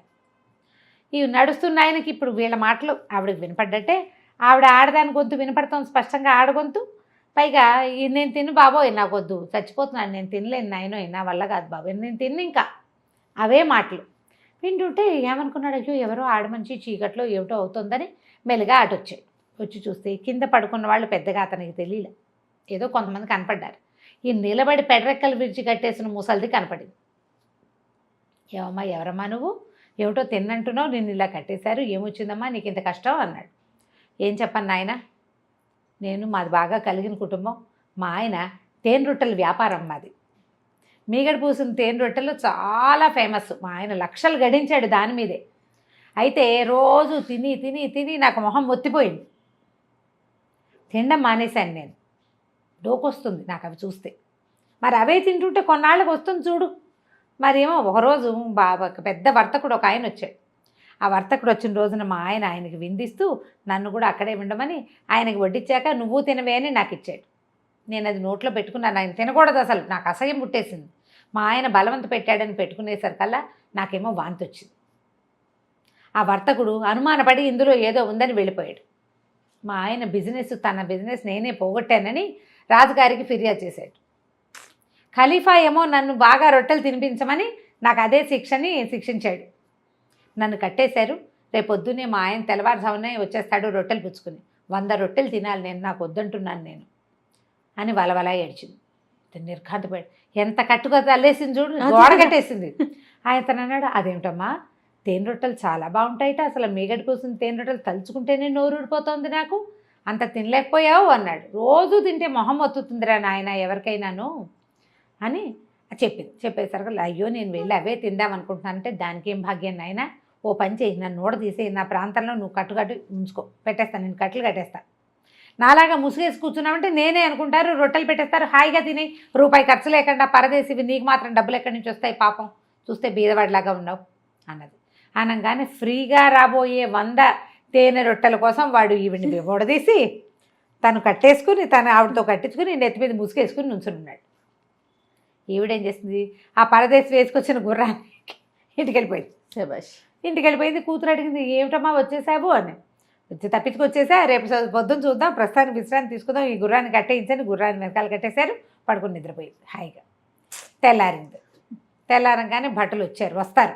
వీళ్ళంతా పడుకున్నారుగా, ఈ 5-6 వర్తకులు అందరు లేచి కూర్చుని నీ మొహమ్మండ నిమ్మగడ కాలని వీడు తిట్టడం మొదలుపెట్టారు. యథాశక్తి తిడుతున్నారు కచ్చ తీర్చుకునేందుకు. ఇవన్నీ సరే రొట్టెలు ఎప్పుడు వస్తాయి అని అడిగాడు ఆ కట్టేస్తున్న పరదేశి. అడిగేసరికి వీళ్ళు తెల్లబోయారు.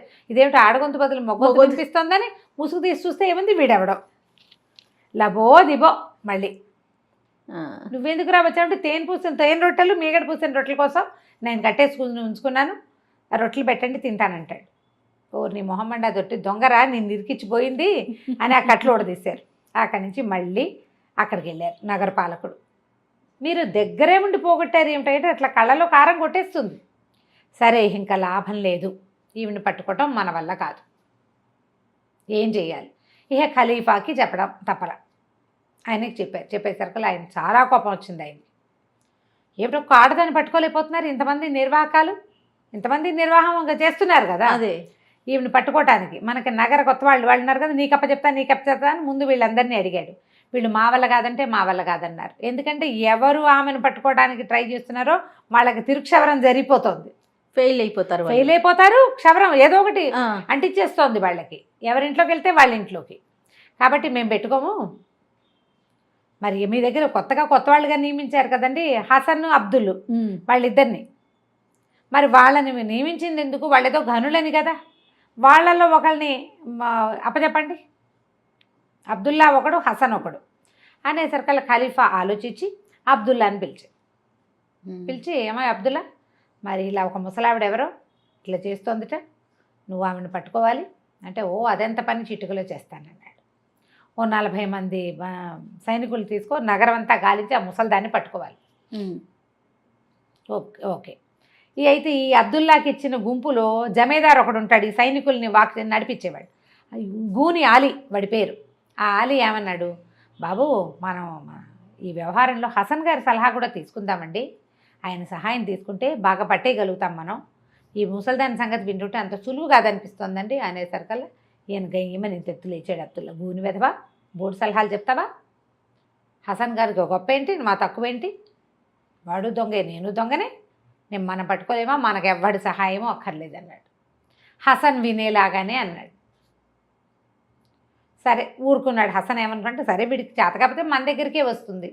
ఈ అబ్దుల్లా ఏం చేశాడు, ఈ 40 మంది సైనికుల్ని ఓ చోట కూడేసి, ఓ 10 మంది అట్టెళ్ళండి, 10 మంది ఇట్టెళ్ళండి, 10 మంది అట్టెళ్ళండి అని చెప్పాడు. అందరూ కలిసి మనం ఒక చోట కలుసుకుందాం. అది ఎక్కడ, ఒక సరాయ్ అంటే ఒక చిన్న హోటల్ లాంటిది అనమాట, ఒక బహుశా ఫంక్షన్ హాల్ అయ్యి ఉంటుంది. సరాయ్ దగ్గర కలుసుకుందాం. మీరు అన్ని పక్కల గాలించి అక్కడికి రండి అని చెప్పాడు. సరే, ఈ హసన్ గారు, ఈ అబ్దుల్లా గారు ఈ జనాల్ని ఈవిడ్ని వెతుకుతున్నాడు అనే సంగతి ఊళ్ళో ప్రచారం అయిపోయింది. అక్కడి నుంచి ఈ జీనాబో దిలైలా ఇద్దరు మాట్లాడుకున్నారు, తల్లి కూతురు. దిలైలా అంది, ఖలీఫా దాకా వెళ్ళిందంటే వ్యవహారం మెల్లిగా మన దగ్గరికి వస్తుంది. కాకపోతే ఒకటి ఉంది, అబ్దుల్లాకి అంత సీన్ లేదు, వాడు నన్ను పట్టుకోలేడు. హసన్ అయితే ఖచ్చితంగా పట్టుకుంటాడు. హసన్ తెలివైన వాడు, హసన్ పట్టుకోగలడు, అబ్దుల్లా పట్టుకోలేడు. వాడికి అసలు నువ్వే చాలంది తల్లి అనేసరికల్ కూతురంది. అయితే అమ్మ నేను కూడా కాస్త ఏడిపించి రానా వాళ్ళని అంది. ఓహో, తల్లి సరే నీ ఇష్టం, జాగ్రత్తగా వెళ్ళిరమ్మని. ఈ జీనాబ్ ఏం చేసింది, చక్కగా అలంకరించుకుని, చాలా అందమైన అమ్మాయి, చక్కగా అలంకారం చేసుకుంది. ఏ సరాయి దగ్గర వీళ్ళందరూ కలుసుకుందాం అనుకున్నారో అక్కడికి వెళ్ళింది. హజ్ మహమ్మద్ అనేవాడు దాన్ని నడుపుతాడు. అక్కడికి వెళ్ళి ఆయనకి ఏం చెప్పిందంటే, ఒక ఆప్తమిత్రులు కొంతమంది కుటుంబాలు వస్తున్నారండి, వాళ్ళు సెపరేట్గా గడపటానికి, మిగిలిన జనాలతోటి కలవకుండా ఉండడానికి ఒక పెద్ద హాల్, ఒక సావిడి మొత్తం మాకు ఇప్పించండి అని అడిగింది. సరే ఒప్పుకున్నాడు. ఒప్పుకుంటే సరే మీకు రెంట్ విడిగా ఇస్తానంటే ఈవిడ సౌందర్యానికి దాచుడైపోయి, అబ్బాయి అంతేం అక్కర్లేదండి, మాది ఇక్కడ అంటే అది బహుశా మోటల్ లాంటిది, హోటలే బహుశా, ఎక్కువగా సారాయి అంగడి అనమాట, అది బారు సరిగ్గా చెప్పాలంటే. ఏమన్నాడు, మా దగ్గర ఉన్న సారా అంతా ఖర్చు పెడితే చాలు, దీనికి రెంట్ ఇవ్వక్కర్లా. డబ్బో సారాక్యమంది మా వాళ్ళు అన్నీ చిలుకుండలే తెగ తాగేస్తారు, ఎన్ని పోసినా నిలవ అనమాట వాళ్ళ దగ్గర, అందరూ తాగేస్తారు, దాని డబ్బు వరకు మీకు ముట్ట చెప్తాను అని చెప్పి ఏం చేసింది, ఇంటి నుంచి పరుపులు, దుప్పట్లు, కంబళ్ళు, సోఫాలు అన్నీ తెప్పించుకుంది. తెప్పించి ఈ సావిడంతా చక్కగా లోపల హాల్ అంతా నీట్గా సర్ది పెట్టింది. సర్దేసి ఆ సరాయి బయట నుంచునేసరికల్లా ఏమైంది, ముందు ఒక 10 మంది పటాలం వచ్చారు. వాళ్ళలో మొట్టమొదట ఆ గూని అలీ అని చెప్పాక జమీదార్ ఉండేసరికల్లా, మీరైనా అబ్దుల్లా అంది. ఇది నవ్వాడు, నేను అబ్దుల్లాని గాను, నా పేరు అలీ అంటారు అనేసరికల్లా, అలాగా నేను మీ అందరికీ స్వాగతం చెప్పడానికి ఇక్కడ నుంచున్నాను, మరి మీరంతా లోపలికి రండి, నా ఆతిథ్యం స్వీకరించండి అని పిలిచేసరికల్లా ఇంత చక్కగా ముచ్చటగా ఉన్న అమ్మాయి ఆతిథ్యం ఇస్తానంటే ఫ్రీగా మందు పోయిస్తారు. అందరూ లోపలికి వచ్చారు. లోపలికి వస్తే చక్కగా పరుపులు, బాలీసులు ఉన్నాయి, చల్లగా ఉంది, లోపల హాయిగా ఉంది. పొద్దునంతా గుర్రపు స్వారీ చేసిన వాడికి లోపలికి వస్తే హాయిగానే ఉంటుంది. రకరకాల తినుబండారాలు ఉన్నాయి, సారా పీపాలు కనపడుతున్నాయి. అవి ఇవి తిన్నారు. సో ఈ అమ్మాయి ఏం చేసింది, సారా పీపాలో భంగు కలిపేసింది. తాగేసి 10-15 నిమిషాల్లో ఎవరి దారిని వాళ్ళు పడుకున్నారు.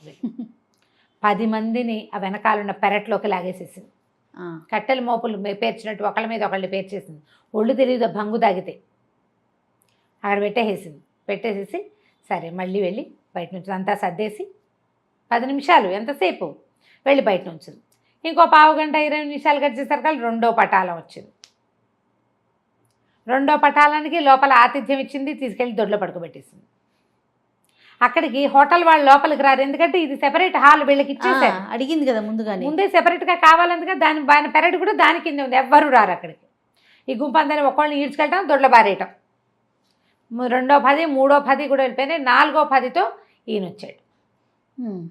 మా నలుగురు 4 10లు వచ్చేసరికి ఇతను వచ్చాడనమాట. ఇంకో పక్క నుంచి అడిగాడు, అమ్మా మా సైనికులు వచ్చారంటే, వచ్చారండి, అంతా ఇక్కడే ఉన్నారు, మరేమో మిమ్మల్ని మీకు అంతా వీళ్ళు డ్రెస్ తీసుకుంటున్నారు, మీకు కూడా కాస్త ఆతిథ్యం ఇద్దామని నేను చూస్తున్నాను, అలీ గారు కూడా వచ్చారు అని లోపలికి పిలుచుకెళ్ళాక అమ్మాయి మీది ఏ ఊరు ఏంటి అని అడిగాడు. ఏదో చెప్పాక ఆయన కూడా తాగబోసేసింది. దగ్గర కూర్చుని శుభ్రంగా తాగేయంగానే ముందు ఆయన మెడలో ఉన్న నగలు, మెడకి చేతులకి ఉండేవన్నీ ఊడదీసింది.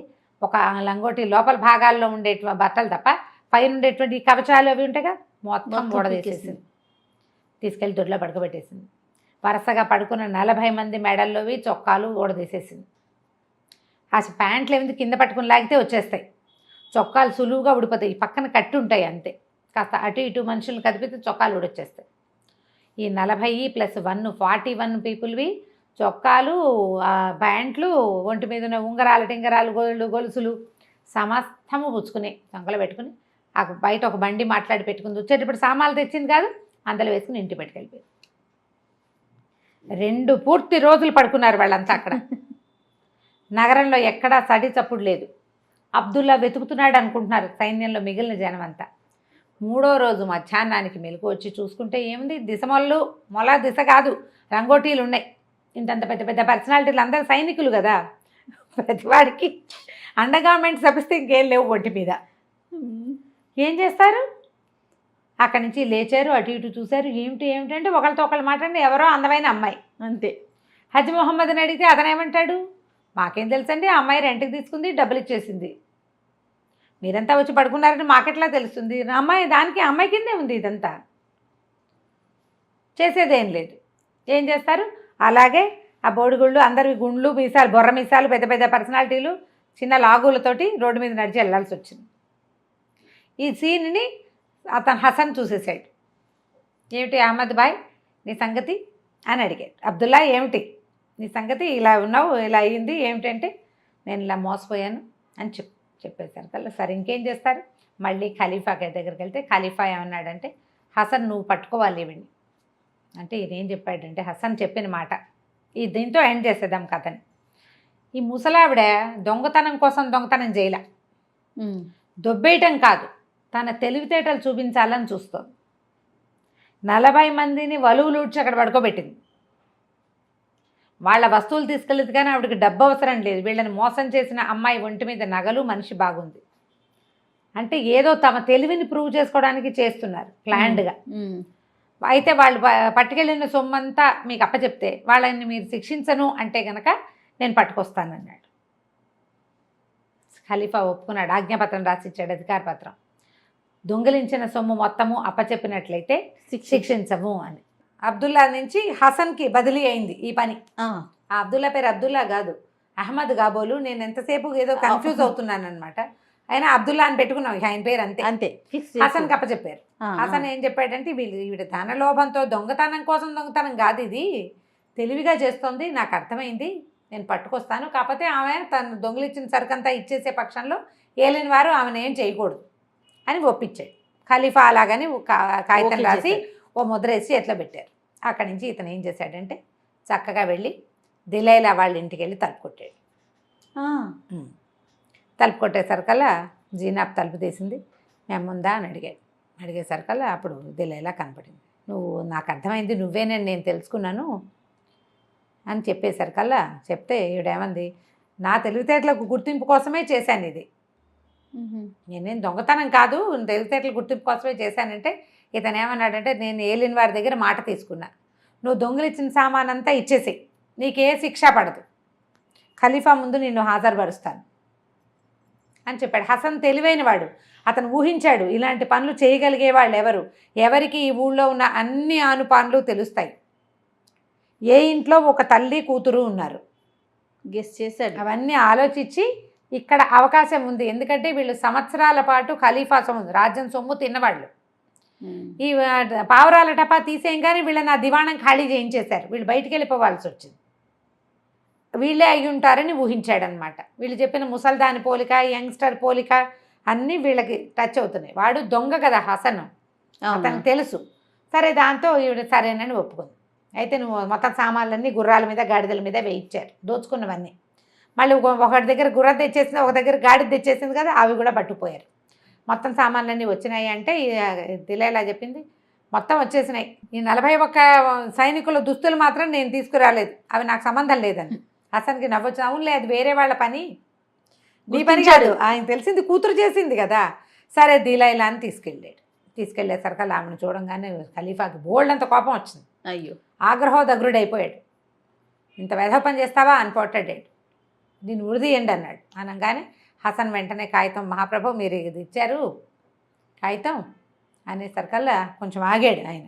ఏం చెప్పుకుంటావు, నీ సమాధానం ఏమిటి, సంజాయిషి ఏమిటి అని అడిగితే, ప్రభు పావురాల టపా మా దగ్గర నుంచి తీసేసుకున్నారు, నిజానికి దివాణం నా భర్త పేరు మీద ఉన్న పావురాలని మేపింది, వాటికి నేర్పింది నేను, నా కూతురు. అతను లేకపోయినా ఆ దివాణాన్ని మేము నడపగలం. ఆయనకి ఆ ఉద్యోగం ఉంది కానీ ఆయన చేసిందే లేదు, ఆయన వచ్చి మీ దగ్గర నుంచి వార్తలు తీసుకున్నాడు అంతే.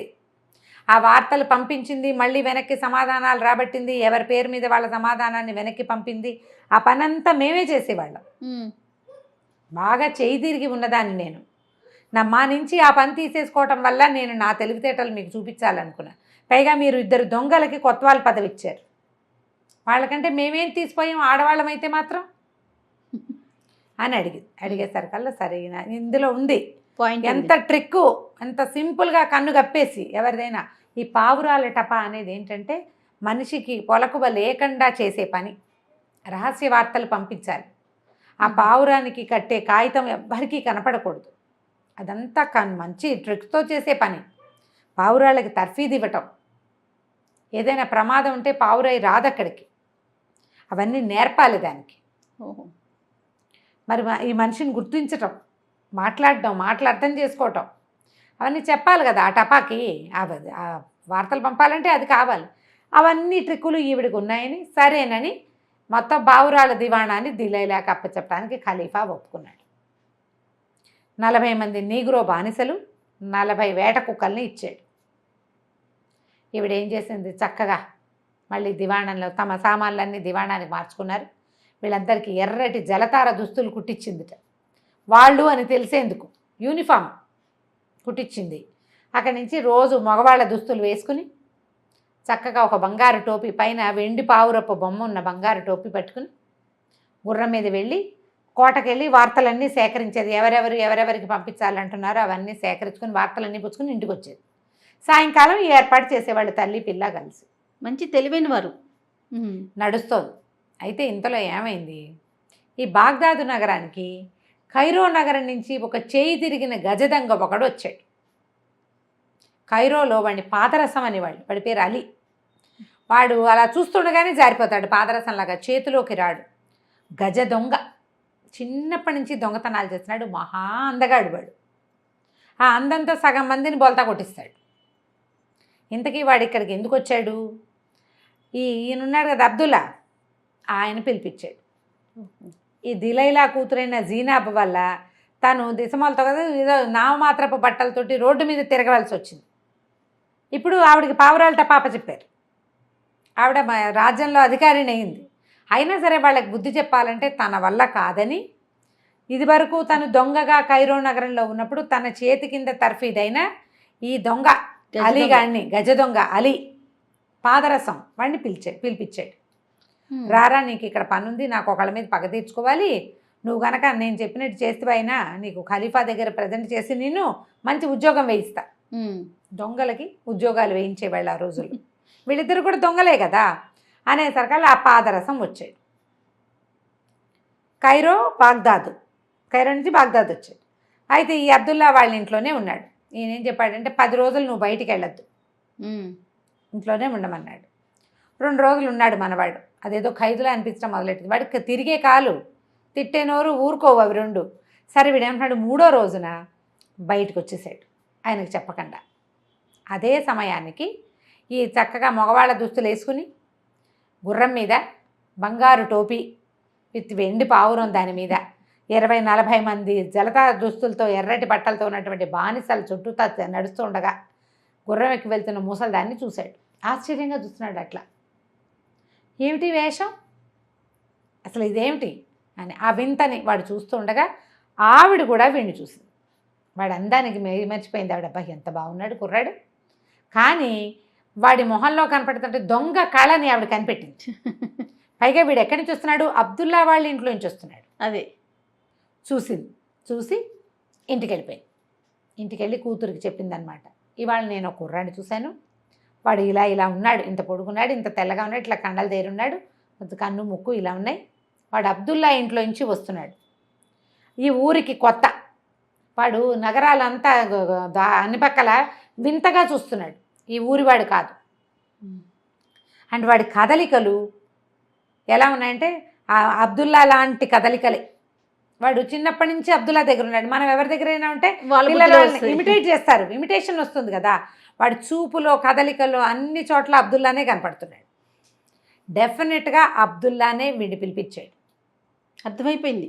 ఏదైనా పగ తీర్చుకునే ప్రయత్నం చేస్తున్నాడేమో అనేసరికల్లా ఏమైంది, అబ్దుల్లానే బోల్తా కొట్టించాం, ఆయన పిలిపించిన వాడు లెక్క అమ్మ మనకి, నేను వెళ్ళి చూసొస్తా ఉండు అని చెప్పి చక్కగా అలంకరించుకుని ఆ అబ్దుల్లా ఎక్కడైతే అతను కనపడ్డాడని వాళ్ళ అమ్మ చెప్తుందో ఆ రోడ్డు మీదకి వెళ్ళింది. ఆ రోడ్డు చివర కొంచెం ముందుకి తను నడిచి అన్నీ చూస్తున్నాడు కదా. ఇప్పుడు కొత్తవాడు ఏంటి చేస్తాడు, ఇట్లా చూసుకుంటూ వెళ్తాడు. పాతవాడితే ఎక్కడికి వెళ్ళాడు, డెస్టినేషన్కి వెళ్ళిపోతాడు. అవును, వీడికి డెస్టినేషన్ లేదు తిరగటమే కదా. వాళ్ళ అమ్మ చెప్పిన గుర్తుల్ని బట్టి వీడే వాడని పోల్చుకుంది. పోల్చుకుంది. సరే పలకరించింది. ఏమిటి అలా చూస్తున్నావు నన్ను అని. నేనేం చూడటం లేదన్నాడు. కానీ అప్పుడు చూశాడు. చూస్తే ఇవి మహా అందగత్తే, ముందే చెప్పాం కదా భలే బాగుంటుందని. ఒకళ్ళ మొహాలు ఒకళ్ళు చూసుకుంటున్నారు. చూసుకుంటూ అలా చూస్తున్నావు ఏమిటి నువ్వు, ఏ ఊరు ఏమిటి అంది. వాడు అవన్నీ ఏం చెప్పాల. చెప్పాక మాట్లాడుకున్నాక నువ్వు ఎక్కడ దిగావంటే అబ్దుల్లా ఇంట్లో నుంచి వచ్చాడు, కానీ అబ్దుల్లా ఇంట్లో దిగానని చెప్పాల. ఎందుకంటే తను వేరే బోట్స్ ఎవరికి తెలియకూడదని చెప్పాడు కదా. నేను ఇంకా బస చూసుకోలేదు అన్నాడు. అయితే మా ఇంట్లో ఉండు, కావాల్సిన కబుర్లు చెప్పుకోవచ్చు, మా ఆయన వ్యాపారస్తుడు అని చెప్పింది. పెళ్ళయింది అని చెప్పింది అనమాట. మా ఇంటికి రానగా ఈ పెళ్ళైన అందగత్తె పిలుస్తుంటే వెళ్ళొచ్చో వెళ్ళకూడదో తెలియలే వాడికి, అర్థం కాలేదు. కాకపోతే ఈ అందం ఆకర్షిస్తోందనమాట. సరే బయలుదేరాడు. ఇద్దరు కలిసి కొంత దూరం నడిచారు. నడిచి వెళ్ళాక ఒక బోళ్ళు 2, 3, 4 సందులు తిప్పి ఓ ఇంటి వాకిట్లోకి తీసుకెళ్ళింది. జేబులోంచి తన సంచిలోంచి తాళం తీసి తీయబోయింది. అయ్యో ఇంటి తాళాలు ఎక్కడో పడిపోయినట్టునే, ఇది ఇంకో తాళం, లోపల గదుల్లో తాళం వచ్చింది, తాళం లేదు సుమి, ఇప్పుడు ఎలాగా అంది. అనేసరికల్లా ఇతనికి అర్థం కాల. ఆ ఇల్లు ఎవరిదో, ఒక వ్యాపారస్తుడిది. ఆయన రోజు పొద్దున ఇల్లు తాళం వేసుకుని వెళ్తాడు. ఈ అమ్మాయికి తెలుసు. ఆ ఇంటికి తీసుకెళ్ళి అని ఏమంది, ఈ తాళం నువ్వేమైనా తీయగలవేమో చూడు, నీ పేరేమిటో, మీ ఊళ్ళల్లో తాళాలు తీస్తారా అని అడిగింది. వీడేం చేశాడు, చేయి తిరిగిన వాడు దొంగ కదా, టపీమంది. మరి ఇప్పుడు ఆ పరిస్థితుల్లో నేను తీయటం ఏమిటి అలా అనరు. వచ్చిన విద్య ప్రదర్శించేస్తారు. ఆడవాళ్ళ తెలివితేటలకి ముందు మగవాడు ఎవడైనా బోల్తా పడాల్సిందే. తెలివి తక్కువగా ఉండి మనం దొరికిపోతాం, కానీ తెలివి ఉంటే మనం బతికేసేయచ్చు బాగా. తీసేసాడు. తీసేయంగానే వాకిలి తాళం తీసుకున్నారు, లోపలికి వెళ్ళారు. వెళ్ళాక ఏమంది, నువ్వు మరేమో నువ్వు హాల్లో కూర్చో, నేను బావి దగ్గరికి వెళ్ళి నీళ్ళు తెచ్చి వంట చేస్తాను, భోజనం చేద్దామంతే అనేసరికల్లా సరే బాగానే ఉందిగా హాల్లో కూర్చున్నాడు. ఈ అమ్మాయి ఏం చేసింది, ఒక అరగంట దాకా పావుగంట అటు ఇటు తిరిగి ఆ బావి దగ్గర నిలబడి కేకలు పెట్టింది. అయ్యో అయ్యో ఇంకేముంది, కొంప మునిగిపోయిందని అరిచింది. అరిచేసరికల్లా పరిగెత్తుకుంటూ వెళ్ళాడు యాలి పాదరసం గారు. పరిగెత్తి ఏమైందంటే, నా రవ్వల ఉంగరం నీళ్ళు తోడుతుంటే జారిపడిపోయింది, మా ఆయన చంపేస్తాడు, ఇప్పుడు ఎలాగా, ఏం చేయటం అంతే. అనేసరికల్లా మరి దూకడు, నేను తీస్తానులే అన్నాడు. తీస్తావా, లక్షణం సరే ఈ తాడు పట్టుకుని దిగు అని చెప్పేసి తాడేసింది. పైన కట్టి, అంటే ఇట్లా దీనిలాగా ఉంటుంది కదా పైన బావి మీద, అది పట్టుకుని దిగాడు. దిగి లోపలికి వెళ్ళాడు. చూస్తుంటే ఏం చేసింది, ఈవిడ తాడు కాస్త అది లాగేసింది పైకి. పిల్ల లాగేసి అహ్మద్ వచ్చి తీస్తాడు, అబ్దుల్లా గారు, అహ్మద్ అంటే అదే అబ్దుల్లా వచ్చి తీస్తాడు. ఆయన వచ్చి తీసేదాకా అక్కడే కూర్చో, బావిలోంచి బయటికి ఎలా వస్తారు ఎవరైనా వేయాలి కదా, తాడు వేయాలి, అక్కడే కూర్చో అని చెప్పేసి బయటకు వచ్చేసింది. ఆ ఇల్లు యథాప్రకారం తలుపులు దగ్గర వేసి వెళ్ళిపోయింది. అయితే ఏమైంది, కాసేపటి వీడు ఏం చేస్తాడు, లోపల ఆ నూతిలో నుంచుని ఉన్నాడు. ఆ ఇంటి ఓనర్ వచ్చాడు. తలవాకిలి తాళం తీసుండేసరికి నిర్ఘాంతపోయాడు, ఏమిట్రా తాళం తీసుంది అని. లోపలికి వచ్చాడు. సరే పనివాడినేమో వేడి నీళ్ళు పెట్టమన్నాడు. వేడి నీళ్ళు పెట్టమంటే పనివాడు ఏం చేశాడు, లోపలికి వచ్చి నూతిలో చేదేసి బకెట్ నీళ్ళు తేవదామని చేదేశాడు. వెయ్యగానే వీడు పట్టేసుకున్నాడు లోపల. పట్టుకునేసరికల్లా వాడు కంగారు పడి, అయ్యో ఎవరో పట్టేసుకుంటున్నారండి, అసలు నూతుల నుంచి చేద యువతలకు రావట్లేదు, మీరు రండి అని కేకేసుకొచ్చాడు. తీరా చూస్తే నూతులో పడి ఉన్నాడు. ఇంటి ఓనర్ కొళ్ళు మండిపోయింది. ఎవడరా నువ్వు, నా నూతులో చేరో దొంగ వెధవా అని అడిచాడు. ఇదేమిటి, ఇది ఏ ఊరు అని అడిగాడు. వీడు తెలివి, ఏ ఊరు ఏమిట్రా, మా ఊరే అన్నాడు ఆయన. బాగ్దాద్ నగరం. బాగ్దాదా, నేను ఈజిప్ట్లో నైల్ నదిలో మునిగానండి అని చెప్పాడు అనమాట. నైల్ నదిలో స్నానం చేయడానికి దిగాను, పెద్ద సుడిగుండంలో పడ్డాను, ఇక్కడ తేలానమాట. బాగ్దాద్ నగరమా, మీ పేరేమిటండి అన్నాడు. అనగానే ఈయన పోరిని, అక్కడ మునిగిన వాడు ఇక్కడ చేయలేడా, ఎంత బాగుంది అని చాదేసి వాడిని పైకి లాగారు. పొడి బట్టలు ఇచ్చారు. సరే అక్కడి నుంచి ఏమైంది, ఈ లోపల అక్కడ ఏమైంది, అబ్దుల్లా ఉన్నాడు కదా, ఈ కుర్రాడు వాడి ఇంట్లో ఉన్నాడు. ఆయనకి వీడి ఇంట్లో కనబడపోయేసరికి ఆయనకి టెన్షన్ పుట్టింది. ఏమిటి వీడు ఇంకా రాలేదు, అర్ధరాత్రి అయిపోతుంది, వీడు ఎక్కడికి వెళ్ళిపోయాడు, ఏం చేసేస్తున్నాడో వీడు అని ఆయన ఏం ప్లాన్ మీద తెచ్చాడు, దిలైలాని జీనాబ్కి బుద్ధి చెప్పడానికి తెచ్చాడు. వీడిపోయి ఎక్కడైనా ఇరుక్కున్నాడేమో ఏ దొంగతనంలోనని ఆయన భయంగా ఉంది. తీరా ఏం చేశాడు, హసన్ కూడా వచ్చాడు. వచ్చేసరికల్లా ఇద్దరు ఆలోచించుకుంటున్నారనమాట, ఏమయ్యాడు కుర్రాడని. వీడిపోయి పైకి లేచి పొడి బట్టలు కట్టుకుని వాళ్ళ ఇంట్లో వాళ్ళు ఇచ్చారు ఇంకో జత బట్టలు, తన బట్టలు అక్కడ పారేసి వాళ్ళు ఏదో తిండి పెడితే తిని మెల్లిగా అబ్దుల్లా గారు ఏ సందులు బోర్డు సందులు తిప్పింది. వీడికి ఆ ఊరేం తెలుసు, వాడు బొందా, ఊరు తెలియదు వాడికి. వాడు అప్పుడే కదా వచ్చాడు. అవును అవును. ఆ సందు ఈ సందు మొత్తాన్ని వెతుకుంటూ ఎలా ఆగోలాగా అబ్దుల్లా వాళ్ళ ఇంటికి చేరాడు.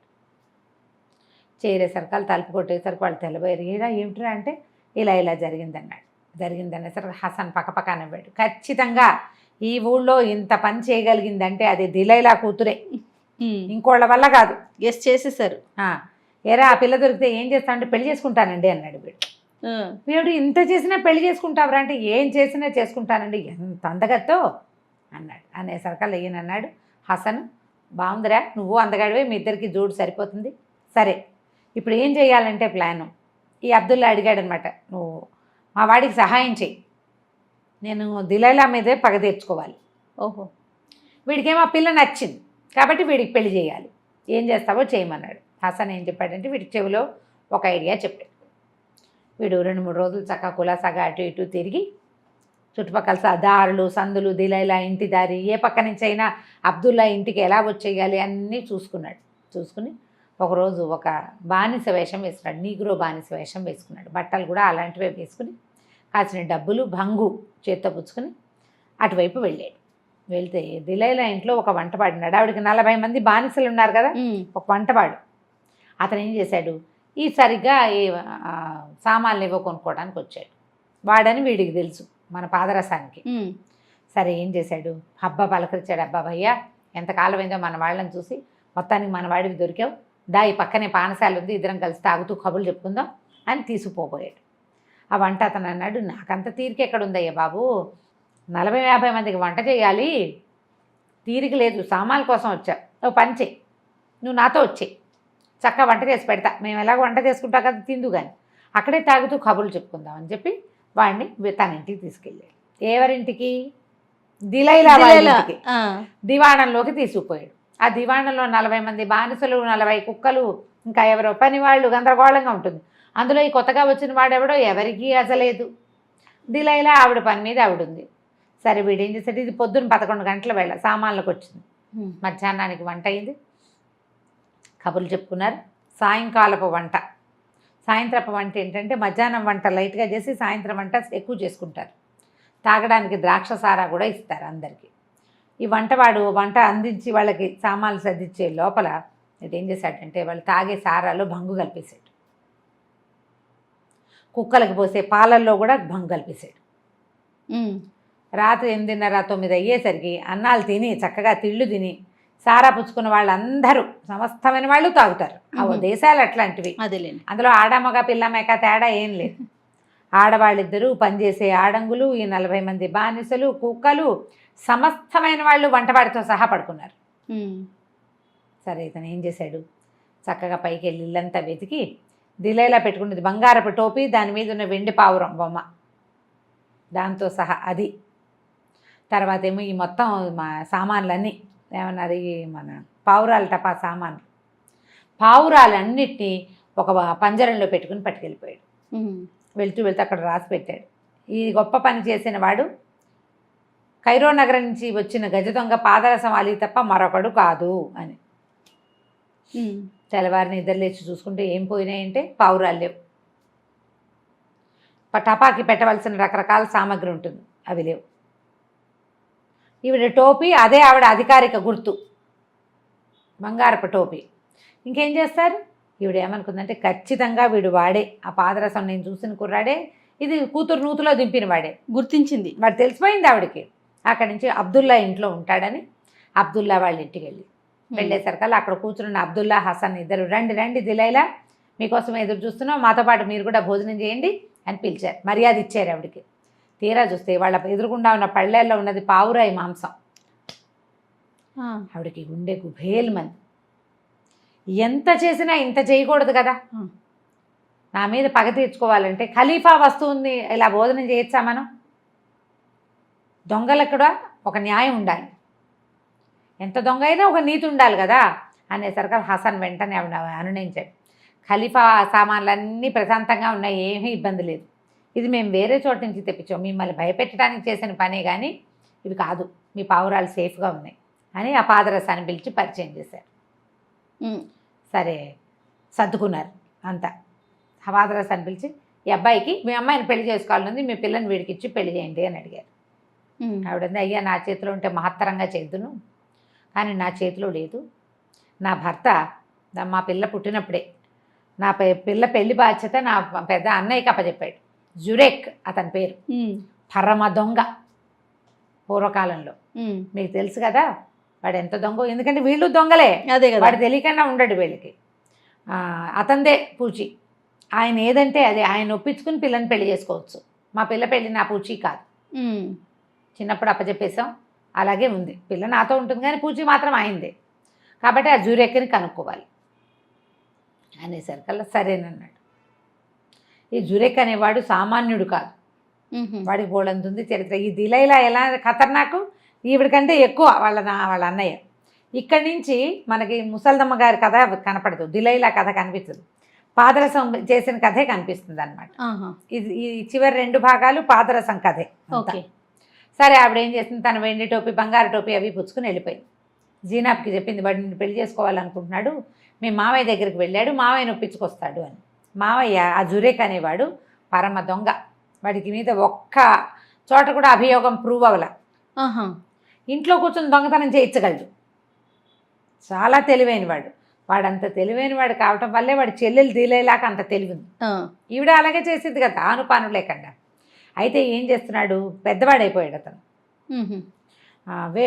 చేపల వ్యాపారం చేస్తున్నాడు. వేయించిన చేపలు వేయించి అమ్మేస్తాడు. అతని బిజినెస్ అదే. అయితే ఈ వ్యాపారంలో పెట్టినప్పుడు కొత్తలో జనాలందరూ తన దగ్గరికి రావడానికి షాప్లో ఒక ఇది పెట్టాడు ఆయన. 1000 నాణేల మూట ఒకటి తగిలిచ్చాడు. ఎవరైనా తీసుకోవచ్చు, ఎవరైనా సరే, మీరు తీసుకోగలిగితే ఆ డబ్బులు మీవే, కన్ను కప్పి తీసుకోవాలి అని. ఆ కన్ను ఎవ్వరూ కప్పలేరు. మొదట్లో జనాలు చాలామంది ట్రై చేసి దెబ్బలు తిని చేతులు కాళ్ళు విరగొట్టుకుని తలకాయలు పగలగొట్టించుకున్న వాళ్ళు ఉన్నారు. ఆ 1000 నాణేల మూట అలాగే వేళ్లాడుతూ ఉంటుంది. ప్రతి వాళ్ళు ఆ మూటను చూసే ఆశ కొద్దీ వీడి కొట్టుకొచ్చే వాళ్ళు మొదట్లో. తర్వాత కొట్లో వేయించిన చేపలు అలవాటైపోయి ఆ నాణ్యాల కోసం ఎవరు చుట్టాలి, అందరు దీనికోసమే వస్తారు. తెలివి చూడండి. అదే మరి ఆఫర్లు, అక్కడ పెట్టిన ఆఫర్ ఏంటంటే 1000 నాణేల సంచి ఆఫర్ పెట్టాడు. ఏంటట, 1000 నాణేల సంచి ముట్టుకోగానే అది ఇట్లా పట్టుకుని లాగేసరికి షాప్ అంతా డప్పులు మూగేస్తాయి. తెలిసిపోతుంది. వాడు ఏర్పాటు అట్లా చేశాడు. అక్కడి నుంచి బయటకు వచ్చేసి అతను సీసపు గుళ్ళు ఉంటాయి అతని దగ్గర. అదేంటి ఆయన బాల్స్ లాంటివి, ఐరన్ బాల్స్, సీసపు గుండు అంటారు. ఆ గుండు వేసి కొట్టేస్తాడు. గుండు తగిలితే చిన్న దెబ్బ తగలదు, అది గుండు విసిరేస్తాడనమాట. సరే, ఏమైంది, వీడు ఒకరోజు వెళ్ళాడు. డైరెక్ట్గా అడిగాడు, నేను మీ మేనగోడల్ని పెళ్లి చేసుకోవాలనుకుంటున్నాను, మరి మీ పిల్లనిచ్చి నాకు పెళ్లి చేయండి అని అడిగాడు. అడిగేసరిగా జూరేక్ అన్నాడు, మా పిల్లకి నువ్వెక్కడ తగుదువి, మామూలు లూకాయి వాడేధావులకి నేను ఇవ్వను, గట్టివాడికి అయితే ఇస్తా, మా పిల్లకి నువ్వు సరిపోవు, ఆ పిల్ల చాలా గొప్పది, చాలా అద్భుతమైంది, అంత బ్యూటీ అది, ఈ రోడ్డు మీద పోయేవాడికి ఎందుకు ఇస్తాం, పొమ్మన్నాడు. అనేసరికి నీ 1000 నాణేలు కాజేస్తే ఇస్తావా అన్నాడు. ట్రై చేయి చూద్దాం. మర్నాడు ఏం చేశాడు వీడు, ఒక కడుపుతో ఉన్న అమ్మాయి వేషం వేసుకుని, నిండు చూలాలు వేషం వేసుకుని వచ్చాడు. వాడికి తెలియదు ఈ డప్పులు మోగుతాయి, సీసపు గుళ్ళు విసురుతాడు, అవి తెలియవు. ఆ జురేక్ని మోసం చేయడం కష్టం అని మాత్రమే చెప్పారు హసన్ వాళ్ళు, అందుకంటే చెప్పలా. సరే, వీడు ఏం చేశాడు, చేపలు తీసుకున్నాడు. ఈ లోపల నొప్పులు వచ్చినట్టు నటించాడు. అయ్యో ఈ ఎవరో నిండు చూలాలి, నొప్పులు వచ్చిందని భార్యను పిలవడానికి లోపలికి వెళ్ళాడు. ఆయన లోపలికి వెళ్ళంగానే వీడేం చేశాడో చటుక్కని ఎగిరి ఆ మూట పట్టుకున్నాడు. మూట పట్టుకున్న మరుక్షణం షాప్ అంతా డమ టపా అని సప్పుళ్ళు వచ్చేసినాయి. రావటం ఏంటి, ఆ జురేక్ లోపల నుంచి పరిగెత్తుకొచ్చి, దొంగ వెదవా, నువ్వు వేషం వేసావా అని చెప్పేసి గుండు విసిరి కొట్టాడు. కొట్టేసరికల్లా వీడు పరిగెత్తాడు, తను పట్టుబడిపోయానని పాదరసం పరిగెత్తేశాడు. ఈ గుండు తగిలేసరికల్లా ఢామని పడ్డాడు. చుట్టుపక్కల జనాలంతా చూసారు, నిండు చూలాలని గుండు పెట్టి కొట్టాడు వీడు అని. లేచి సర్దుకుని వాడు లేచి వెళ్ళిపోయాడు. గట్టిగా తగిలింది దెబ్బ, నడుముకు తగిలేసింది. ఈ చుట్టుపక్కల జనాలంతా చూలాలని కొడతావా, అసలు పుట్టగతులు ఉంటాయా నీకు అని తిట్టిపోశారు. ఇలాంటివి చాలా చూసాం, పోపండి అని వెళ్ళిపోయాడు. ఆ దెబ్బ తగ్గాక కాస్త 4 రోజులు ఆగి మళ్ళీ వచ్చాడు. వాడు ఊరుకోవట్లేదన్నమాట, చెయ్యాలి ఏదో ఒకటి. రెండోసారి ఏం చేశాడు, ఓ బానిస వేషం వేసుకొచ్చాడు, పనివాడి వేషం. మళ్ళీ అది లాగబోయాడు. మళ్ళా డప్పులు మోగినాయి, మళ్ళీ సీసపు గుండు విసిరాడు. ఈసారి వీడు తప్పించుకున్నాడు. ఫస్ట్ టైం దెబ్బ తగిలింది కదా, ఏమైంది, అయితే ఎవరో ఒక పెరుక్కుండ ఒకటి మోసుకెళ్తుంటే ఆ పెరుక్కుండకు తగిలింది. కుండ ఢామని పగిలింది, పెరుగువాడు తిట్టి పోసాడు. ఆ పెరుగంతా ఎగిరి పక్కన కాజీ గారు వెళ్తుంటే ఆయన మీదంతా పడి చుట్టుపక్కల జనాలందరూ తిట్టారు. ఎంతమందిని కొడతావు, ఎంతమందిని ఇబ్బంది పెడతావు, కాజీ గారు నీకు వడ్డిస్తాడు, ఆయన ఏం ఊరుకోడు, ఖలీఫాకి చెప్పి నీ గోడులు ఒడగొట్టిస్తాడు అంటే అది చూస్తానని పోయాడు లోపలికి. గుర్తుపట్టేస్తున్నాడు అనమాట. మళ్ళా ఒక 4 రోజులకి మళ్ళీ వచ్చాడు పాదరసం. మరి వదలటల్లా వాడికి ఆ జీనాబు కావాలి. ఈసారి ఏమైంది, మళ్ళీ సీసపు గుండు విసిరాడు. ఈసారి ఆ రోడ్డు మీద పోతున్న ఒక ముసలమ్మకి తగిలింది. అది ఆమెకు అస్సలు చచ్చిపోయింది. అయ్యో, చచ్చిపోయేసరికల్లా మొత్తం ఆ రోడ్డు మీద ఉన్న వాళ్ళంతా వీడి మీద పడ్డారు, ఈ జురేక్ మీద. ఇలా ప్రతివాడికి ఆశ చూపిస్తావు నువ్వు. ఆ వచ్చిన వాడిని ఎలా అంటావు? నువ్వు ఇవి చూపించకూడదు కదా. పైగా సీసపు గుండు పెట్టి కొడతానని వాడికి చెప్పేవా నువ్వు? వాడికి తగలటల్లా ఎవరో ఒకళ్ళు తగులుతోంది అని రాజభట్లు వచ్చేసారు. ఆ డబ్బులు తీస్తావా తీయవా అని అందరూ తెగ తిట్టిపోశారు. ఇంకేం చేస్తాడు ఆయన? గొడవ. అంతకుముందు దెబ్బలు తగిలిన వాళ్ళు మళ్ళీ వచ్చేవాళ్ళు కదా. వీడు పట్టుబదలని విక్రమార్కుడు బాబాయ్ కొడుకు పొట వచ్చేస్తున్నాడు. సరే ఏం చేశాడు, విసుగుబుట్టి మూట కూడా తీసేసి ఇంట్లోనే ఓ చోట పూడ్చిపెట్టుకున్నాడు. పూడ్చిపెట్టుకుంటే వాళ్ళ ఆవిడ అడిగింది, ఏమయ్యా ఈ 1000 నాణ్యాల సంగతి తెమిలింది కదా, ఇక కట్టి ఉంచేది లేదు, పిల్లవాడి పుట్టినరోజు వస్తుంది చిన్నపిల్లాడిది. ఆ చిన్న పిల్లాడు ఉన్నాడు, ఆయనకి లేటు వాళ్ళకి అసలు లేటు పెళ్ళిళ్ళు కూడా ఉంటాయి కదా. చిన్న భార్య ఉంది ఆయనకి, పిల్లాడు చిన్నవాడు, పసివాడి పుట్టినరోజు వస్తుంది, పుట్టినరోజు పండగ చేస్తామా ఉంది. ఆయన చూద్దామన్నాడు గట్టిగా. సరే అని చెప్పాల, చూద్దామన్నాడు. సరే ఏమైంది, ఈ జురే వీడికి తెలిసింది పాదరసంకి 1000 తీసేశారు అని. పడుకున్నారు వీళ్ళు. ఒక రోజు రాత్రి వాడేం చేశాడు, జాగ్రత్తగా వీళ్ళ ఇంట్లోకి వచ్చి తవ్వాడు. దొంగలకి కొత్తగా ఎక్కడ ఏవి పెట్టారు, జనాలు అసలు డబ్బులు ఎక్కడ దాస్తారు అవన్నీ తెలిసి ఉంటాయి. అయితే ఈయన పడుకున్నాడు జురేకు. ఆయనకు ఒక కల వచ్చింది, ఏదో పక్షిట తను డబ్బులు పెట్టిన చోట గీరుతున్నట్టుగా కల వచ్చింది. వచ్చేసరికల్లా భార్యకి ఏమీ ఏదో పక్షి గీరుతున్నట్టుంది, చూడవే అని కేకేశాడు. ఆవిడంది, నువ్వు డబ్బులు పాతి పెట్టింది సరేలే, నువ్వు సరైన చోటే పెట్టావు, ఎలాగో మనం కుండలు పెట్టుకుని దాని కిందే కదా పెట్టావు, కాబట్టి ఏం పర్వాలేదులే పడుకోవయ్యాను. లోపలికి వచ్చిన వీడు పాదరసం కుండలు పెట్టిన దాని పక్కన తవ్వాడు అనేది తెలిసిపోయింది వాడికి. వాడు ఏం చేశాడు, తవ్వేసి తీసేసుకుని ఏం చేశాడు, వీళ్ళ ఇంట్లో నుంచి బయటకు వెళ్ళకుండా పక్క మీద నుంచి ఆ పక్క మీద నుంచి దాటుకుని వెళ్ళిపోయాడు. ఎట్లయితే తీసేసాడు. 1000 తీసుకోవాలి, 1000 మూట. అక్కడి నుంచి ఈయనకి మెలకు వచ్చి ఎందుకు నాకు అట్లా వచ్చిందని చూస్తే డబ్బులు లేవు. అమ్మా వీడే వచ్చాడు, వీడు అబ్దుల్లా ఇంట్లో ఉన్నాడు, అవన్నీ విషయాలు తెలిసిపోయినాయి. చకచక ఏం చేశాడు, కుర్రాడేమో ఒక మాదిరిగా వెళ్ళాడు. వాడికి ధైర్యంగా తన పని అయిపోయింది కదా, వాడు పారిపోవాలా, తాపీగా వెళ్ళిపోయాడు. ఈయన ఏం చేశాడు, ఒక్క పరుగున తన ఇంటి నుంచి అబ్దుల్లాకి వెళ్ళే సులువైన మార్గం తెలుసు వాడికి. జురేక్ దొంగ కదా, వీడేమో ఈ ఊరి దొంగ, లోకల్. వాడు లోకల్ కాదు, వాడు నిదానంగా వెళ్తున్నాడు. సరే ఈయన ఏం చేశాడు, చకచక వెళ్ళిపోయి అబ్దుల్లా వాళ్ళ ఇంటి లోపలికి ప్రవేశించి వాకిల దగ్గరే కూర్చున్నాడు. ఈ జురేక్ పాదరసం ఏం చేశాడు, అబ్దుల్లా ఇంటికి వెళ్ళి తలుపు కొట్టాడు. ఈయన వెంటనే వీడు కొంచెం నిద్ర గొంతుతోటి, ఏంట్రా పాదరసం వెళ్ళిన పని అయిందా అని అడిగేసరికల్లా నిద్రపోయే గొంతులు అందరి గొంతులు ఒకేలా ఉంటాయి. అయ్యింది బాబా అని చెప్పాడు వీడు.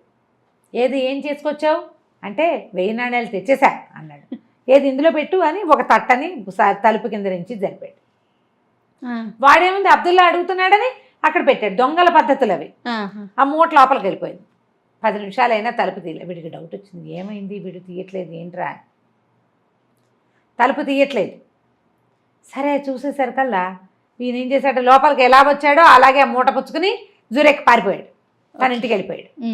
వీడికి అర్థమైంది అబ్దుల్లా కాదు అని. అంటే జురేక్ వచ్చాడనమాట. మళ్ళీ వాళ్ళ ఇంటికి వెళ్ళాడు. ఈసారి ఏం చేశాడు, ఈసారి జురేక్ తాపీగా వెళ్ళాడు. అతను పరిగెత్తుకుంటూ వెళ్ళాలి, తన డబ్బులు తనకు లభించినాయి కదా. వీడు జురేక్ అనుసరించినటువంటి చిన్న మార్గాన్ని అనుసరించి జురేక్ వాళ్ళ ఇంట్లోకి ప్రవేశించేశాడు. ప్రవేశించి చిన్న పిల్లాడు ఉన్నాడు కదా, పిల్లాడిని ఒక తట్లో పెట్టుకున్నాడు. తట్లో పెట్టుకుని జురేక్ వాళ్ళ ఆవిడ్ని మూతి కట్టేశాడు, ఆవిడ్ని మంచానికి కట్టేశాడు. తలుపు దగ్గర కూర్చున్నాడు. ఆయన తలుపు కొట్టాడు. కొట్టంగానే జురేక్ భారీ గొంతుతో, నిద్రపోయిన ఆడవాళ్ళ గొంతు, ఏం చేసుకొచ్చావు అని అడిగింది. అడిగేసరికల్లా జురేక్ అన్నాడు, సేమ్ ఏముంది నా డబ్బులు పట్టుకెళ్ళిపోయింది దొంగ పక్షి అన్నీ తెచ్చేసాను, పిల్లాడి పుట్టినరోజు చేస్తావా అని అడిగింది. చేస్తానండి, ఏది డబ్బులు ఎక్కడ దాన్ని పెట్టు అనగానే బుట్ట బయటకు వచ్చింది, బుట్టలో డబ్బులు పెట్టాడు, డబ్బులు లోపల లాక్కున్నారు, అయిపోయింది. పెళ్ళాం ఎంతసేపటికి తలుపు తీయలే. ఈయనకి ఆశ్చర్యం వేసింది, ఏమిట్రా ఇది అని. వెనకాల నుంచి తిరిగి వెళ్ళి చూశాడు. చూసేసరికి చంటి పిల్లాడేమో లేడు, పెళ్ళామేమో కట్టేసింది. అసలు అతను మామూలుగా తను ఏ మార్గం గుండా బయటికి వెళ్ళాడో అలాగే వచ్చి ఉండొచ్చు, కానీ అలా చేయకపోవటం పొరపాటు అయిపోయింది అనమాట. లోపలికి వచ్చేస్తుంటే పట్టుకోగలిగేవాడు, తాపీగా వచ్చాడు. దాంతో ఇంకా లబో దిబో. ఇక ఏం చేస్తారు, మళ్ళీ అక్కడి నుంచి పరిగెత్తుకుంటూ అబ్దుల్లా గారింటికి వెళ్ళాడు. అబ్దుల్లా బతిమలాడాడు అబ్దుల్లాని, మా పిల్లాడిని మాకు ఇచ్చేసేయండి అని చెప్పి అనేసరికి హసన్ కూడా వచ్చాడు తెల్లవారేసరికి.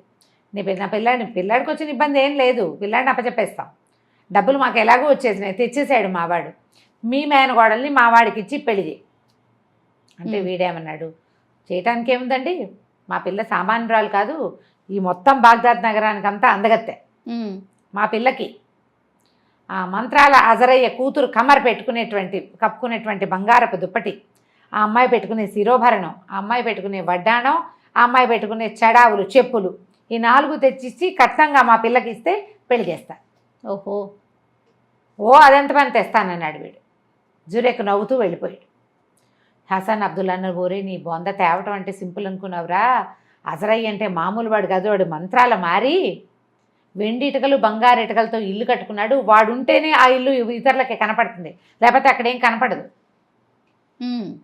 వాడు మహామంత్రాలు మారి వడ్డీ వ్యాపారం చేస్తాడు, సాయంకాలం వెళ్ళాకే ఆ ఇల్లు తలుపు తెరుచుకుంటుంది, అప్పటిదాకా ఇల్లు ఉన్నట్టుగా కూడా కనపడదు.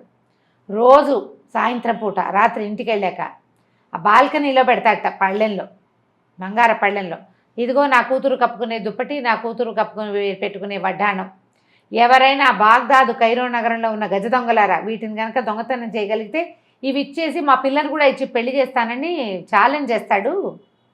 వాడు మంత్రాలు మారి మనుషులు గాడిదల్ని కుక్కల్ని చేసేస్తాడు, మన వల్ల కాదురా, వదిలేసేయమన్నాడు. వదిలేస్తే మన ప్రజ్ఞ ఉంది, అంత అందగత్తెకి ఇంత విలువైంది ఇవ్వాల్సిందే. ఆ దుప్పటి కప్పి, ఆ చెప్పులు తొడిగించి, ఆ వడ్డాణం పెట్టించి, ఆ శిరోభరణం అలంకరించి దాన్ని పెళ్లి చేసుకోవాల్సిందే నేను, కాబట్టి ఆ పని చేస్తానన్నాడు. బంగారు వస్తువులు తీసుకురావాలి అజరయ్య కూతురు. సరే, ఈ పాదరసం ఏం చేశాడు, అజరయ్య గారి ఇల్లు ఎక్కడంటే ఎవరికీ తెలీదు, ఎక్కడో ఉంటాడు ఆయన ఊరు బయట. అది వెండి బంగారు ఇటుకలతో కట్టిన ఇల్లట. మాంత్రికుడు మంత్రగాడు, వడ్డీ వ్యాపారస్తుడు. సరే, ఏం చేశాడు, అజరయ్య కొట్టు ఎక్కడో కనుక్కున్నాడు. ఆ కొట్టు చుట్టూతా చచ్చట్లాడుతూ గడిపి సాయంకాలం ఆయన బంగారం అంతా, అంటే వీళ్ళు వడ్డీకి పెడతారు కదా, తనఖా పెట్టిన బంగారం అంతా మూటల్లో వేయించి కంచర గాడిదల మీద వేసుకున్నాడు. ఆయన గుర్రం ఎక్కాడు. ఆయన వెళ్తుంటే వీడు కూడా మెల్లిగా ఒక కంచర గాడిదని ఎక్కి ఆయన అనుసరించిపోయాడు. ఆయన నగర ద్వారాలు దాటి ఒక చోటకి వెళ్ళి నేల మించి ఒక గుప్పెడు ఇసుకని మంత్రించి చల్లాడు. చల్లేసరికల్లా అప్పుడు ఇల్లు కనపడడం మొదలుపెట్టింది.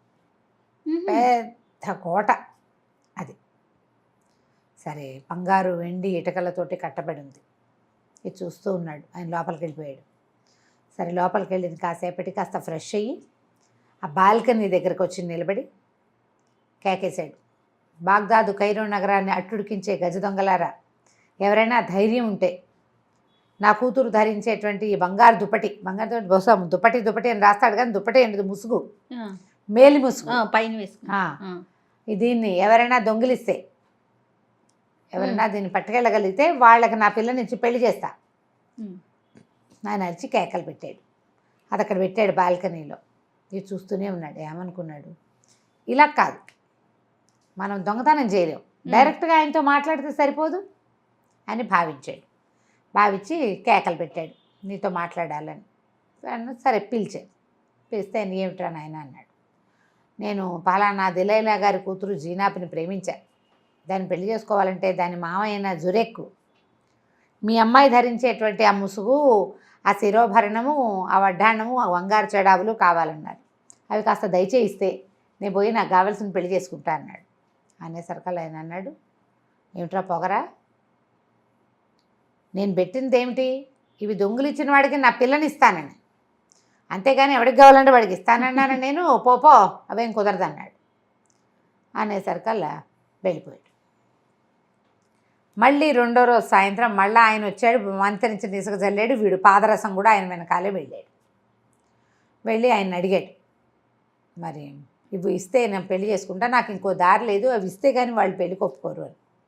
ఆయన ఒప్పుకోలే, వెళ్ళిపోమన్నాడు. అయితే ఇతను ఏం చేశాడంటే, ఒక యుద్ధం చేస్తాను నీతోటని మీద పడ్డాడు కొట్టడానికి. ఆయన 2 దెబ్బలు తీశాడు, బయట విసిరేశారు. మళ్ళీ వచ్చాడు మూడో రోజు, వాడు వదలటలా. మూడో రోజు ఆయన ఏం చేశాడు, గాడిదగా మార్చేశాడు వీడు. ఈ కూతురు, ఆయన కూతురు కమర అమ్మాయి కూడా అందగత్తే. వాళ్ళ నాన్న తాలూకు ఇవన్నీ దానికి తెలుసు. అది రోజు ఓ కుర్రాడు పదే పదే రావడం గమనిస్తున్నది. వాడు పైగా అందంగా హ్యాండ్సమ్గా ఉంటాడు. చిన్న వయసు 16-18 ఏళ్ల పిల్లలకి ఆ హ్యాండ్సమ్ అబ్బాయి అంటే ఏమిటని ఉత్సాహంగా చూస్తారు. ఎవరు వచ్చారు నాన్నతో మాట్లాడి చూస్తారు కదా. అయితే దానికి తెలిసింది ఈ వస్తువుల కోసం వీడు అడుగుతున్నాడు అని. మూడో రోజు గాడిద కింద మార్చేశాడు. మార్చేసి సామాన్లు వేసుకుని కొట్టు తీసుకుపోయాడు. ఆ గాడిద రూపంలోనే వాడు అక్కడే పడి ఉన్నాడు. అక్కడే ఉన్నాడు.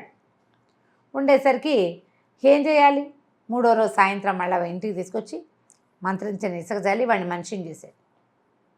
ఏరా అబ్బాయి, వెళ్ళిపో నువ్వు ఇక్కడి నుంచి, నా వస్తువులు అయితే నేను ఇవ్వను అనేసరికల్లా వీడన్నాడు, నువ్వు ఏం చేసినా సరే అని మళ్ళీ కలబడబోయాడు. అవి కావాల్సిందే, లేనిదే ఆ అమ్మాయికి కుదరదు. ఆయన ఏమన్నాడంటే, ఇలా ప్రమాదకరమైనది పెట్టిన వాళ్ళని ఎట్లా నమ్ముతావురా నువ్వు, వాళ్ళు నీ మీదే ప్రేమ కలిగిన వాళ్ళు కాదు, వీళ్ళని నమ్మకూడదు. ప్రమాదకరమైన వస్తువులు తెమ్మని చెప్పారంటే వాళ్ళకి నువ్వు తేకూడదని ఉంది. మెయిన్ పాయింట్ అది. అయితే వీడు ఒప్పుకోపోయేసరిగా ఈ కమారు వీడి దగ్గరకు వచ్చి, అమ్మాయి వచ్చి, నీకు చెప్పు నిజంగా నేను కావాలా నా వస్తువులు కావాలా అని అడిగింది. నువ్వెవరికి కావాలి, నువ్వు నాకు అక్కర్లేదు, నాకు వస్తువులే కావాలన్నాడు. అనేసరికల్లా ఆశ్చర్యపోయింది. ఏం చేసుకుంటావు, నువ్వు మగవాడివి కదా, దుప్పటి కప్పుకోలేవు, శిరోభరణం ఆడవాళ్ళు పెట్టుకునేది నువ్వు పెట్టుకోలేవు, పాపిడి పెళ్ళి అన్నమాట అది. అది ఇక్కడ పెడితే ఇటు నుంచి ఇటు కూడా ఇక్కడ అన్నీ వస్తాయి, అది నువ్వు పెట్టుకోలేవు, వడ్డాణమా నీకు పట్టదు, నా చెడావులు నీకు ఎలాగో పట్టవు, నువ్వేం చేస్తావంటే, కాదు నేను జీనాబ్ అని ఒక అందగత్తెని ప్రేమించాను, బాగ్దాద్ నగరంలోకి వెళ్ళా అందగత్తె అన్నాడు. అన్నాక వాడికి డౌట్ వచ్చింది, ఈ పిల్లని చూస్తే ఇది కూడా బాగుంది, ఈ పిల్ల చాలా బాగుంది, కానీ జీనాబ్ చాలా అందగత్తె.